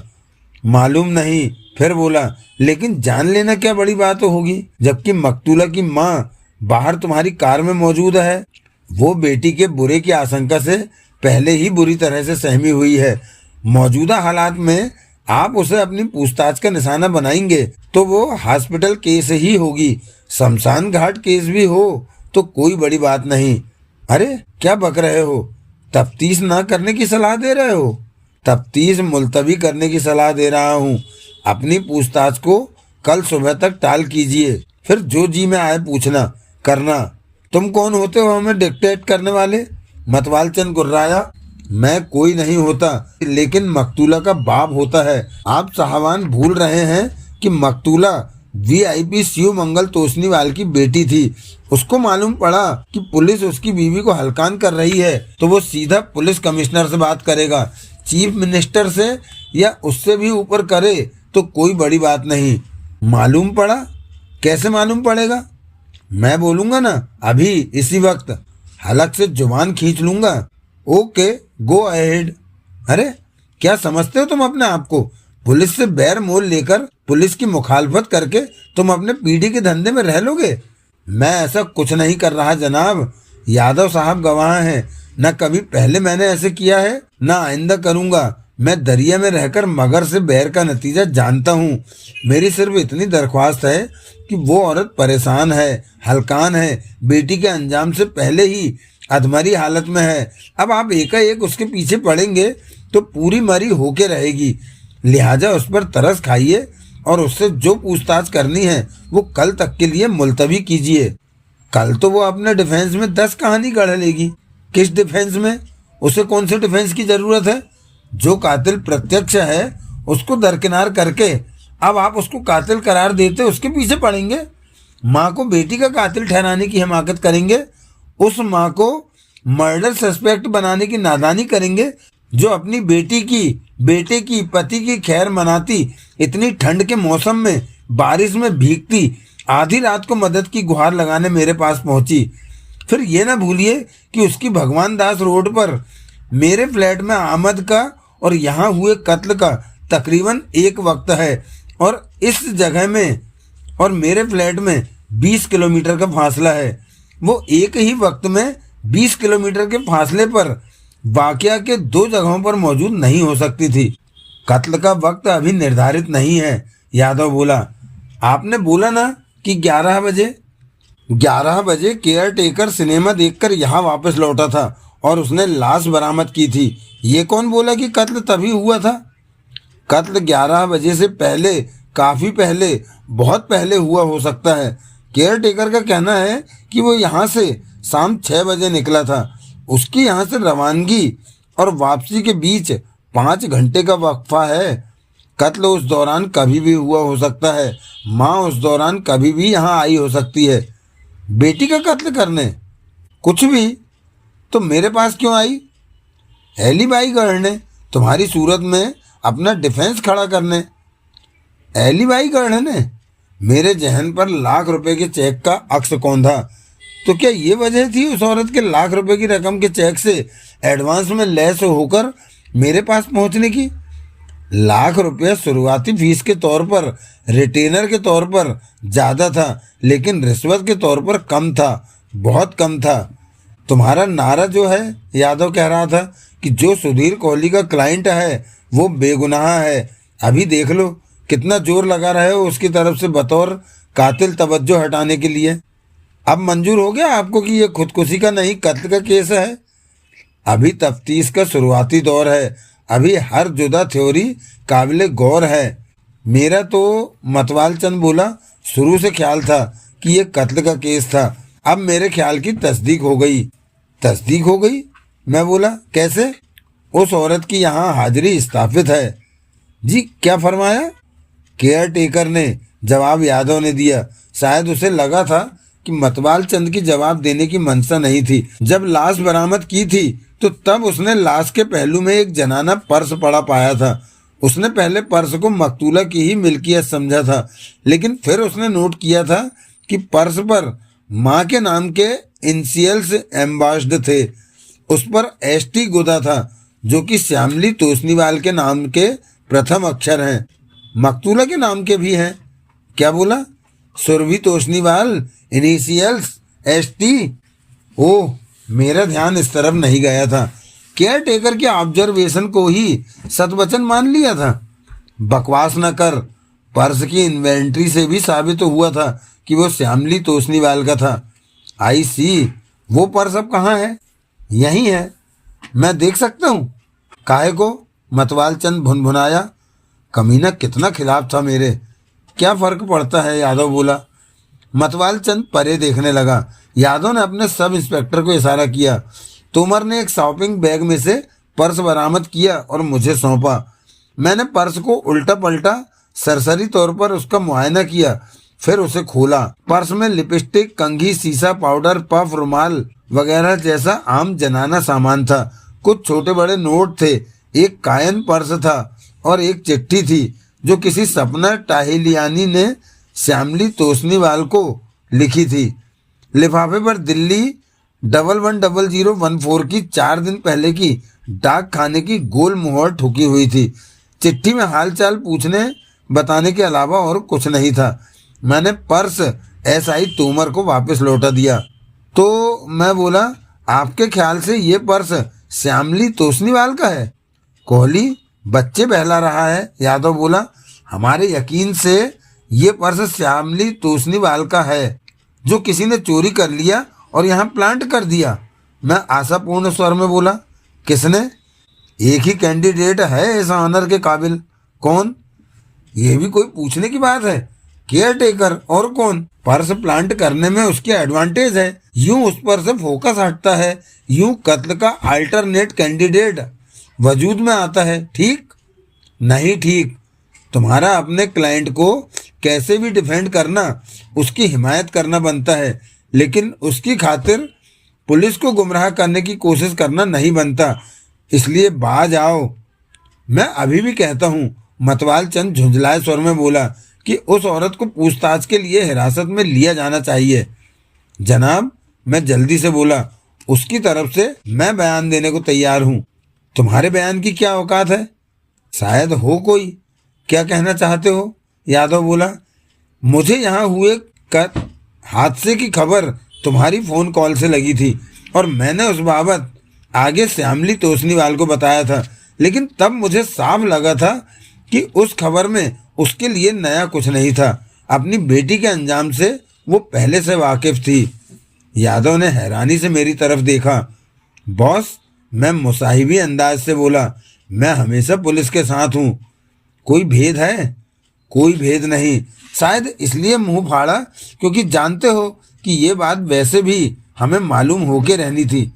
अब आप तो जनाब लगता है मुझे किसी बात का यश देना ही नहीं चाहते। हमारा तरफदार बनकर दिखाना चाहते हो तो उस औरत को हिरासत में लिए जाने की मुखालफत क्यों कर रहे हो? आपकी मुखालफत नहीं कर रहा, उसके लिए हमदर्दी जता रहा हूँ। वो बेटी के अंजाम के बारे में पहले से जानती थी तो इतने से ही वो कातिल नहीं साबित हो जाती। ना ही यहाँ से मौकाए वारदात से, उसके पर्स की बरामदी से वो कातिल साबित हो जाती है।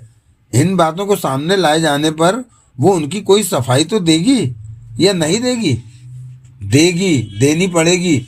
लेकिन इस वक्त वो इस बाबत पुलिस की क्रॉस क्वेश्चनिंग को झेल पाने के हाल में नहीं है। आप मेरा यकीन जानिए कि आप उस पर एक निगाह डालेंगे तो आप भी यही फैसला करेंगे। वो सोचने लगा। फिर 100 बातों की एक बात, कत्ल उसने किया होता तो मेरे पास हरगिज ना आती। वजह मैंने बताई तो है, एलिबाई गढ़ने के लिए आई। कैसे होता ये? मैं क्या उसकी खातिर, एक अनजान औरत की खातिर झूठ बोलता? मोटे माल की खातिर झूठ बोलते। मैं क्या तुम्हें जानता नहीं?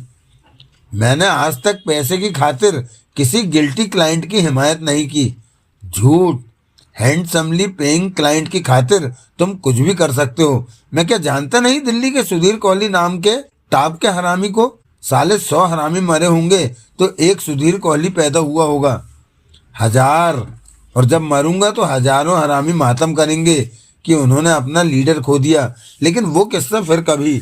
अभी आप मेरी बात मानिए, उसे घर जाने दीजिए, उसे इतने बड़े सदमे को झेल पाने का मौका दीजिए। सुबह तक जब वो काफ़ी हद तक नॉर्मल हो चुकी होगी तब जो जी में आए कीजिएगा। मतवाल चंद पहले ही उस राय पर नाक चढ़ाने लगा। यादव भी हिचकिचाया। यादव साहब, मैं चेतावनी भरे स्वर में बोला, होगा तो वही जो मैं कह रहा हूँ। मेरी दरख्वास्त से नहीं होगा तो कमिश्नर के हुक्म से होगा। खाम खा, मतवाल चंद गुस्से से बोला। अभी तोशनीवाल को वारदात की खबर नहीं है। क्यों भला? केयर टेकर ने जब पुलिस को फोन किया था तो अपने एम्प्लॉयर को फोन नहीं किया था? नहीं किया था, मैंने खास तौर से पूछा था। क्यों भला? कहता था घबरा गया था, बौखला गया था, खौफ ज़्यादा था।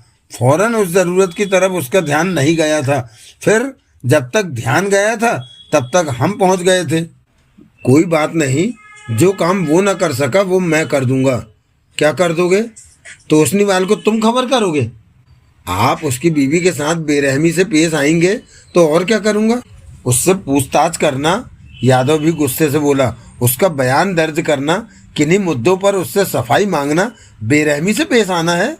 हमदर्दी से पेश आना नहीं है। इस वक्त वो बेचारी औरत जिसकी जवान बेटी मर गई है हमदर्दी की तालिब है।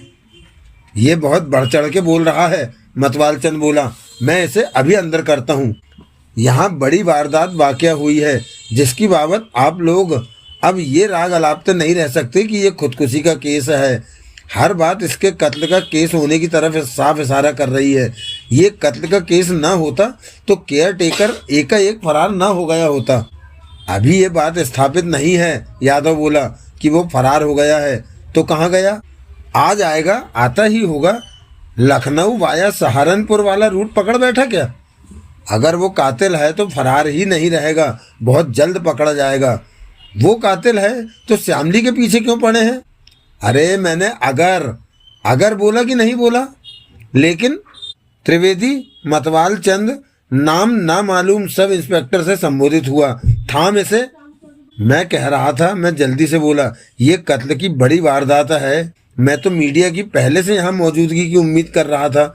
न्यूज़पेपर्स और टीवी चैनल्स वाले अभी यहाँ पहुँचे नहीं तो पहुँचते ही होंगे।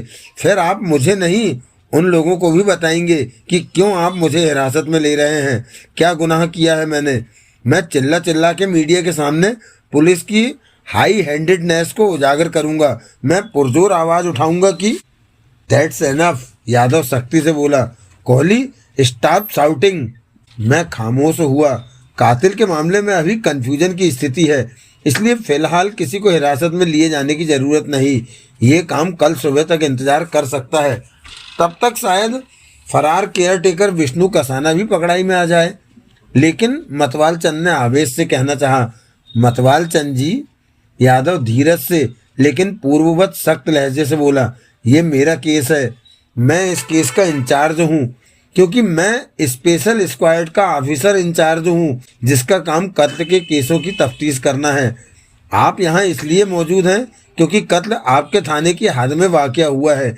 इसलिए बराए मेहरबानी आप मेरी स्पेशल स्क्वाड की मदद कीजिए।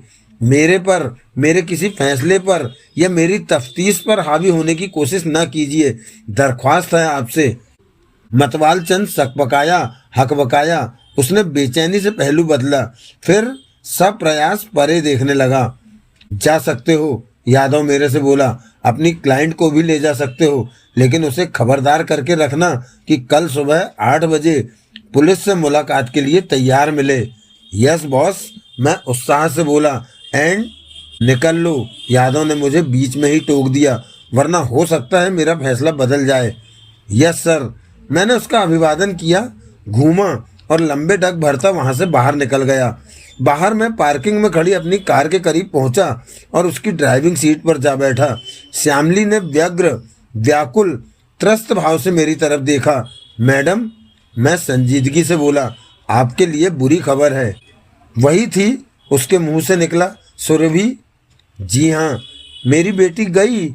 ईश्वर को जिनसे ज़्यादा प्यार होता है उन्हें वो जल्दी अपने पास बुला लेता है।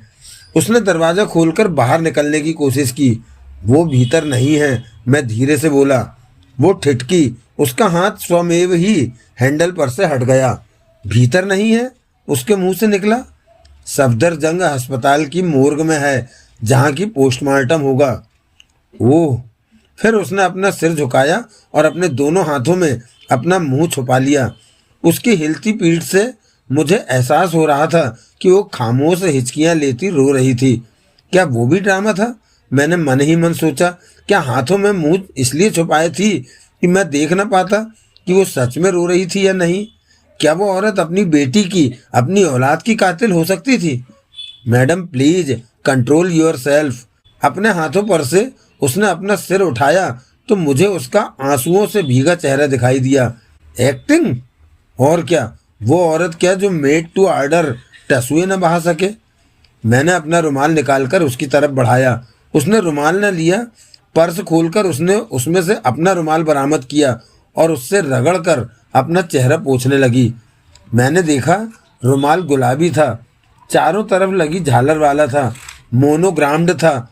उसके एक कोने में मेहरून रंग से इंग्लिश के 2 अक्षर एस और टी कढ़े हुए थे। मैंने कार को पार्किंग से निकाला और ड्राइव वे पर डाला। हेडलाइट्स की रोशनी में मुझे वहां ऐसा कुछ दिखाई दिया जो कि आती बार भी दिखाई दिया होना चाहिए था, लेकिन इत्तेफाक था या तब मेरी तवज्जो का मरकज कहीं और था, नहीं दिखाई दिया था। बारिश से नम हुए ड्राइव वे में एक तरफ एक खूब बड़ा आयताकार हिस्सा खुश्क था। जाहिर था कि वहां कोई बड़े साइज की कार खड़ी रही थी, जिसकी वजह से उसकी चेसिस के नीचे की जमीन पर बारिश का पानी नहीं पड़ा था और वो खुश्क बनी रही थी। खुश्क आयत के इर्द गिर्द 4 टायरों के निशान स्पष्ट बने हुए थे और उनकी चौड़ाई भी जाहिर करती थी कि वहां कोई बड़े साइज की कार खड़ी रही थी। मैंने हेडलाइट्स को हाई बीम पर लगाया और कार से बाहर निकला। क्या बात है? वो व्यग्र भाव से बोली। मैंने उत्तर न दिया। संतुलित कदमों से चलता मैं फाटक पर पहुंचा तो मुझे नया कुछ दिखाई दिया। बाएं पिलर पर से जमीन से कोई 1.5 फुट ऊपर से पलस्तर उधड़ा हुआ था। आगे उन्हीं चौड़े टायरों के निशान अंधेरिया मोड़ की ओर घूमते दिखाई दे रहे थे। मैंने मोबाइल निकाला और रेडियो टैक्सी के लिए फोन लगाता वापस लौटा और कार में सवार हुआ। कार को रिवर्स गियर में डालकर मैंने उसे वापस पार्किंग में पहुंचाया और हाई बीम को ऑफ किया। क्या बात है? उसने फिर अपना सवाल दोहराया। जवाब देने से पहले मैंने एक सिगरेट सुलगाया। मैडम, फिर बोला, सॉरी, मैं आपको आपके दौलत खाने पर ड्रॉप करने नहीं जा सकता। एक टैक्सी अभी यहाँ पहुँचती ही होगी। वो तो ठीक है, लेकिन एकाएक यूं चेंज ऑफ प्रोग्राम की वजह क्या है? वजह का ताल्लुक ऐसी बातों से है जिनको अभी खुद मैं ठीक से नहीं समझ पा रहा हूँ, इसलिए वो किस्सा फिर कभी। अभी आप एक जुदा बात सुनिए। क्या?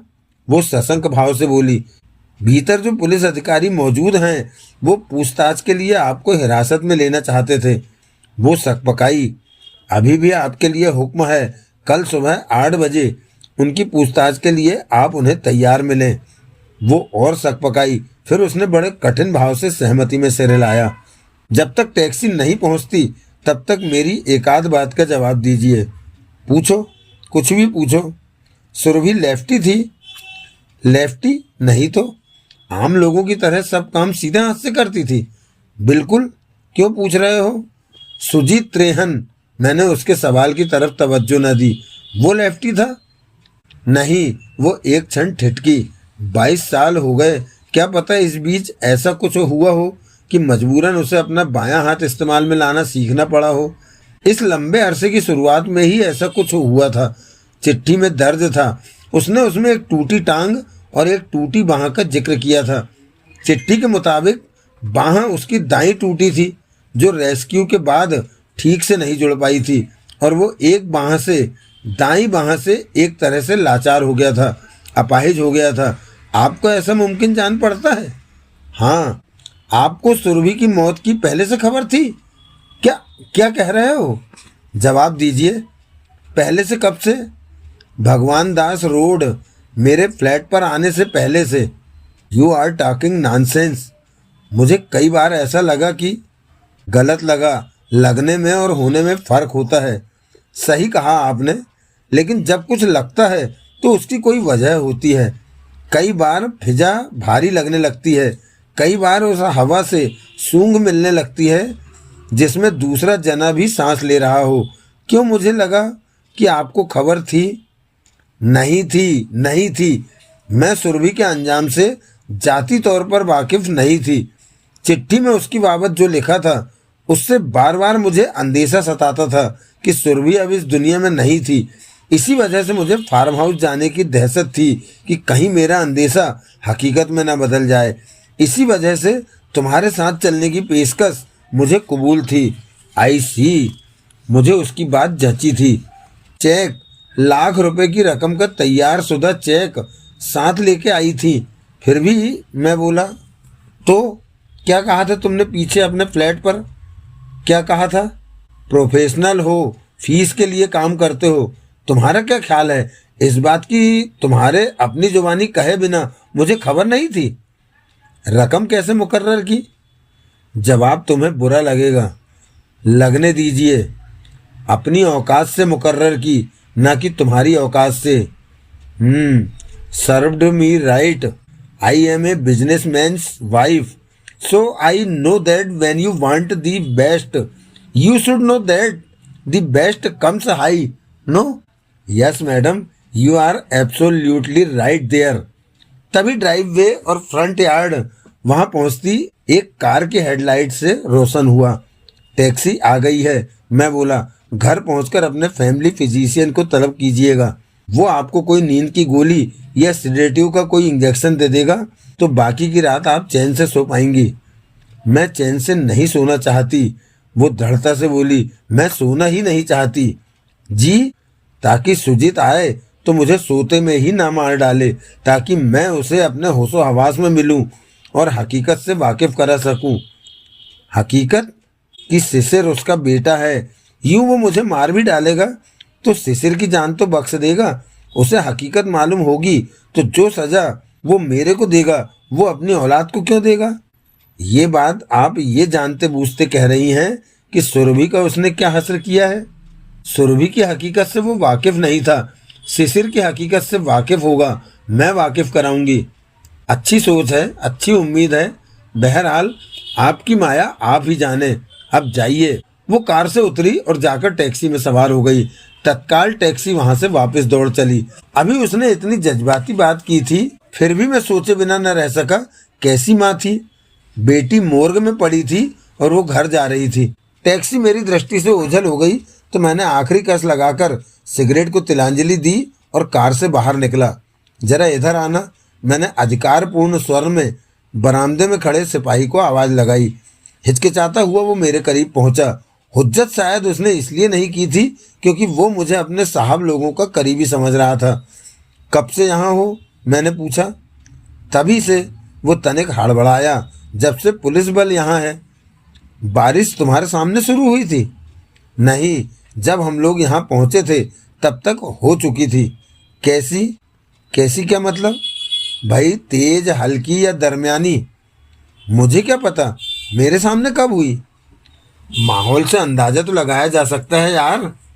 अंदाजे की बात है तो हल्की, मामूली, कोई जलथल हमें यहाँ नहीं मिला था। यानी मेरा अंदाजा सही था। बारिश तेज हुई होती तो बड़ी कार पर बरसता पानी यकीनन आसपास से बहकर उस सूखी आयत को भी भिगो गया होता, जो कि अभी तब भी सूखी थी। तभी फार्म हाउस का मेन डोर खुला और इंस्पेक्टर यादव ने बाहर कदम रखा। मुझे देखकर वो सकबकाया, ठिठका। अभी यहीं हो? फिर कर्कश स्वर में बोला। इत्तेफाक से, मुस्कुराता मैं बोला। इत्तेफाक गया तेल लेने। वजह बताओ साहब साहब, बिना हुज्जत के। मैंने उसे ड्राइववे की सूखी आयत और फाटक के छिले हुए पिलर की बाबत बताया। क्या मतलब हुआ इसका? यादव सकपकाया सा बोला। ये कि किसी बड़ी गाड़ी पर बारिश के दौरान कोई यहाँ पहुँचा, कातिल, और वापसी में बेध्यानी में उसकी कार पिलर से टकराई। हाँ, अगर वो कातिल था तो कत्ल बारिश के दौरान हुआ। कत्ल का टाइम फैक्टर निर्धारित करने के लिए ये अच्छा नुक्ता है। इतना बड़ा फाटक है फिर भी गाड़ी पिलर से टकरा दी।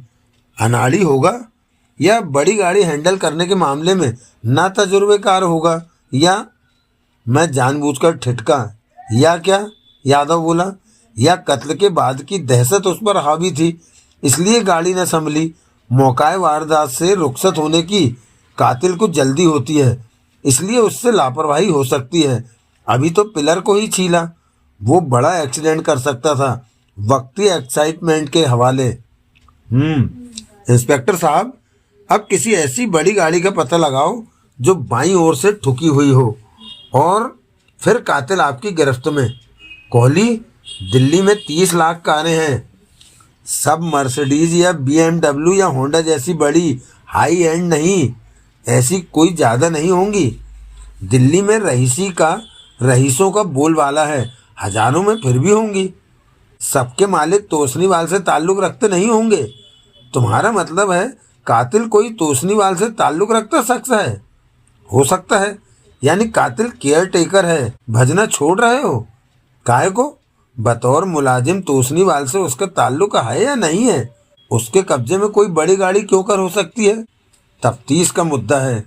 कोहली, केयर टेकर की दाईं बाह बहुत खस्ता हाल थी, मुड़ी तुड़ी, नोची खसोटी, और दायां हाथ बाह से भी ज़्यादा बुरे हाल में था। उंगलियां बाज के पंजे की तरह मुड़ी हुई और अकड़ी हुई थी। मैं नहीं समझता कि ऐसा आदमी किसी बड़ी कार को ठीक से ड्राइव कर सकता था। नहीं कर सकता था ना, तभी तो पिलर में दे मारी। यादव ने उस बात पर विचार किया। पकड़ा जाएगा। फिर बोला, बड़े यकीन से कह रहे हो? मैं बोला, हाँ भाई, SHO मतवाल चंद करेगा ये काम? मैं करूँगा, मेरी टीम करेगी। सब इंस्पेक्टर गिरीश तोमर बहुत काबिल नौजवान है, कंप्यूटर विजर्ड है, वो कार का पता निकाल लेगा। फिर आगे देखेंगे। देखना, वही कातिल है। लड़की लेफ्टी नहीं थी, माँ ने कंफर्म किया है। खुदकुशी के लिए तो बायां हाथ भला क्यों इस्तेमाल करती? सही हाथ इस्तेमाल करती तो गोली दाईं कनपट्टी में लगी होती। केयर टेकर लेफ्टी था, मजबूरन लेफ्टी था, क्योंकि उसका दायां हाथ किसी काम का नहीं था। सालों से उसे बाएं हाथ से काम चलाने का अभ्यास था, लिहाजा गोली चलाते वक्त उसे ध्यान ही नहीं आया कि लड़की उसकी तरह लेफ्टी नहीं थी। कोहली, एक बात बता, तू कहता है कि केयर टेकर उसका पुराना पार्टनर है, तो फिर कैसे मुमकिन है कि तोशनीवाल ने, उसके एम्प्लॉयर ने उसे न पहचाना? बीच का 22 साल का वक्फा न भूलो यादव साहब। इतने लंबे अरसे में एक दुनिया बदल जाती है। पुराना पार्टनर न बदला होता। दूसरा जवाब यह है कि हो सकता है कि नौकरी पर तोशनीवाल ने उसे खुद न रखा हो सकता है ये काम उसके किसी मैनेजर ने या ऐसे ही आदमी ने किया हो, और तोशनीवाल ने आज तक केयर टेकर की शक्ल ही न देखी हो। यादव के चेहरे पर आश्वासन के भाव न आए। ये जगह हालिया परचेज है, बहुत मुमकिन है अभी इसका सही और मुनासिब इस्तेमाल न शुरू हुआ हो। इस सिलसिले में आजकल पड़ती कड़ाके की ठंड को भी ध्यान में रखना। घर का ऐश्वर्य सुख सुविधा छोड़कर क्यों भले तोशनीवाल यहाँ आएगा? बेटी भी तो आई, क्या पता क्यों आई? जिंदा रहती तो बताती। ठीक, और क्या सामने आया तफ्तीश में? टेक्नीशियंस की रिपोर्ट क्या कहती है? वही कहती है जो प्रत्यक्ष है। कत्ल 25 कैलिबर की उसी गन से हुआ है जो मकतूला के हाथ में थमी पाई गई थी। कनपट्टी का सुराग भी गोली के 25 कैलिबर की होने की तस्दीक करता है। गोली जब निकाल ली जाएगी और बैलिस्टिक एक्सपर्ट को उपलब्ध होगी तो वो निर्विवाद रूप से स्थापित कर देगा कि वो उसी गन से निकली थी जो कि उसके हाथ में थमी थी। कनपट्टी में धंसी गोली से उसकी तत्काल मृत्यु हुई थी। कनपट्टी में सुराग के अलावा जिस्म पर वायलेंस का कोई दूसरा निशान नहीं पाया गया था। कत्ल का वक्त क्या निर्धारित किया गया है? शाम 6 और 7 के बीच का। जो हल्की बारिश इधर हुई थी तुम्हारी नई खोज के तहत, उसका टाइम भी इस टाइम से टैली करता है। गन पर कोई फिंगरप्रिंट्स थे ना? मकतूला के थे ना? जब गन उसके हाथ में थी तो उस पर फिंगरप्रिंट्स और किसके होते? उसके अलावा कोई फिंगरप्रिंट्स न गन पर, न मैगजीन पर, न बाकी बची किसी बुलेट पर। लड़की ने मैगजीन में बुलेट खुद भरी होती। खुदकुशी के इरादे से मैगजीन को गन में लोड किया होता तो उसके फिंगरप्रिंट्स तो उन चीज़ों पर पाए जाने चाहिए थे। मेरी हकीर राय में मैगजीन पर या बुलेट्स पर कोई प्रिंट्स न मिलना अपने आप में सबूत है इस बात का कि वो प्रिंट्स मिटाए गए थे, और ऐसी मंशा कातिल की हो सकती है कि उसके प्रिंट्स अलाए कत्ल पर से कहीं से बरामद ना हो। शायद तुम ठीक कह रहे हो। शायद ठीक कह रहे हो। Thank you. कोई और बात? उसके चेहरे पर प्रकट हुए हिचकिचाहट के भाव मुझे वहाँ के नीम अंधेरे में भी दिखाई दिए। कुछ तो है यादव साहब जिसकी पर्दादारी है। तभी बारिश की एक मोटी बूंद मेरी नाक पर टपकी। वैसा ही कुछ शायद यादव के साथ भी हुआ। चलो, वो बोला। कहाँ? मैं सक पकाया। अपनी कार में। बेमौसम की बरसात है, इस बार तेज हो सकती है। तो बारिश से बचने के लिए सरकार मेरी कार में सवार होना चाहती थी। हम कार में जा बैठे तो जल्दी ही मुझे पता चला कि मेरा ख्याल गलत था। लाइट जला, यादव ने आदेश दिया। मैंने कार की भीतर की बत्ती ऑन की। उसने जेब से अपना बटुआ निकाला और उसमें से एक कागज का पुर्जा बरामद किया। उसने उसकी तह खोली और पुर्जा आगे मुझे थमा दिया। देख, वो बोला, और कद्र कर मेरी कि कम से कम इस बार कोई पर्देदारी नहीं है। मैंने उत्सुकता और सस्पेंस में कागज का मुआयना किया, जिसके एक कोने में खून लगा दिखाई दे रहा था और जिस पर मुख्तसर इबारत दर्ज थी, अगला नंबर श्यामली का। तौबा, मेरे मुंह से निकला, इतनी दीदा दिलेरी। यादव खामोश रहा। कहाँ से मिला? मैंने पूछा। लाश के नीचे से। कमाल है, फिर भी कहते हो कि ये खुदकुशी का केस है। अब नहीं कहता। तो कातिल केयर टेकर हो सकता है। अगर वही तोशनीवाल का 22 साल पहले का पार्टनर है तो यकीनन हो सकता है। उसकी बाबत कुछ और बताओ। और क्या बताऊं? आम मामूली आदमी था। उसके हैंडीकैप के अलावा और तो कोई खासियत उसमें थी नहीं, लेकिन एकाएक उसके लहजे में यूं तब्दीली आई जैसे कोई भूली बात याद आ गई हो। फिर भी थी क्या? उसके अंदाजे बयां में थी। आदतन या अनजाने में अपनी तहरीर के कुछ अल्फाज को दोहराता था। मैं समझा नहीं। समझ, मसलन कहता था, गरीब आदमी की भी कोई जिंदगी है, कोई जिंदगी है, या ये झूठ है कि खुदा ने सबको बराबर बनाया है। मैंने मिसाल दी है कोहली, समझ में आई। उसने पुर्जा मेरी उंगलियों में से निकाल लिया और बोला, चलूं? कहाँ? अरे रात यहीं खोटी करेगा? अपने घर जाके लगेगा कि नहीं? लेकिन मैं तेरी लिफ्ट हेडक्वार्टर पहुंचा। मेरे को भगवान दास रोड से जरा ही तो आगे है। अरे यादव साहब, फासला कोई प्रॉब्लम नहीं, लेकिन तुम्हारी जीप, उसकी अभी यहाँ ज़रूरत है। ओह। मैंने कार का इंजन स्टार्ट किया और उसे बैक करके वापसी के रास्ते पर डाला। तो कुछ क्षण बाद मैं बोला, ये उसकी स्पीच की स्पेशलिटी थी कि अल्फाज को दोहराता था। हाँ। आवाज़ कैसी थी? तीखी लेकिन सहज, स्थिर, संतुलित। 60 के पेटे में था, लेकिन बिना किसी कपकपाहट के एन क्लियर, स्पष्ट बोलता था। एक बात मैंने और भी नोट की थी, उत्तेजित होता था तो ऊंचा बोलने लगता था और उसकी एक आंख भड़कने लगती थी। एलिबाई यही कि सिनेमा देखने गया हुआ था, जहाँ से कि 11 बजे लौटा था। हाँ। कहाँ गया था सिनेमा देखने? Connaught place. इतनी दूर? कहता था पसंद की फिल्म वहीं लगी हुई थी। आवाजाही का साधन? बस और ग्रामीण सेवा। क्या? अरे वो छोटे छोटे टेम्पो नहीं चले आजकल, सब अर्बन रूरल रूट्स पर आवाजाही के लिए, जिन पर ग्रामीण सेवा लिखा होता है, छतरपुर और अंधेरिया मोड़ के बीच में चलते हैं। कहता है वापसी में ऐसे एक ग्रामीण सेवा टेम्पो पर बैठकर फार्म पर पहुंचा था। उसने खुद बोला था कि रात की उस घड़ी वो टेम्पो में अकेला पैसेंजर था और सारे रास्ते ड्राइवर से बतियाता आया था। इतने से काबू में आ जाएगा वो टेम्पो वाला, फिर क्रॉस चेक करेंगे टाइम फैक्टर के लिहाज से उसकी एलिबाई को। कत्ल उसकी गैर हाजिरी में हुआ। जाहिर है अगर उसकी एलिबाई स्टैंड करती है तो निश्चित है कोई भेद है तो सामने आएगा ना। तूने उस पर कातिल का लेबल लगा दिया, इसलिए तेरे कहने भर से तो नहीं हो जाएगा ना भेद, या हो जाएगा? केयर टेकर की तरह दोहरा रहे हो? वो सकपकाया, फिर हंसा। हम लक्ष्मीबाई नगर में फ्लाई ओवर पर थे कि बारिश तेज हो गई, फिर मानसून जैसी मूसलाधार होने लगी। रात की उस घड़ी सड़कें वैसे ही सुनसान थी, बारिश ने उन्हें और सुनसान कर दिया। इंडिया गेट के बाद तिलक मार्ग पर दाखिल होते होते बारिश यूं बंद हुई कि जैसे कि कभी हुई ही नहीं थी।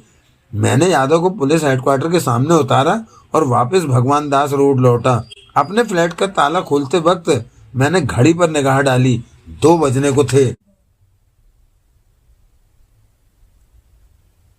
तो दोस्तों, सुरेंद्र मोहन पाठक जी के उपन्यास और सुधीर कोहली के 21वें कारनामे के रूप में जो नया उपन्यास हमने प्रारंभ किया है, बहुरूपिया, उसका ये पहला एपिसोड यहीं विराम लेता है। इसके पश्चात आपसे जल्द ही मुलाकात होगी बहुरूपिया के ही द्वितीय एपिसोड में। तब तक के लिए जय हिंद, जय भारत, वंदे मातरम। और हाँ, अपना ख्याल अवश्य रखिएगा। धन्यवाद, थैंक यू, शुक्रिया।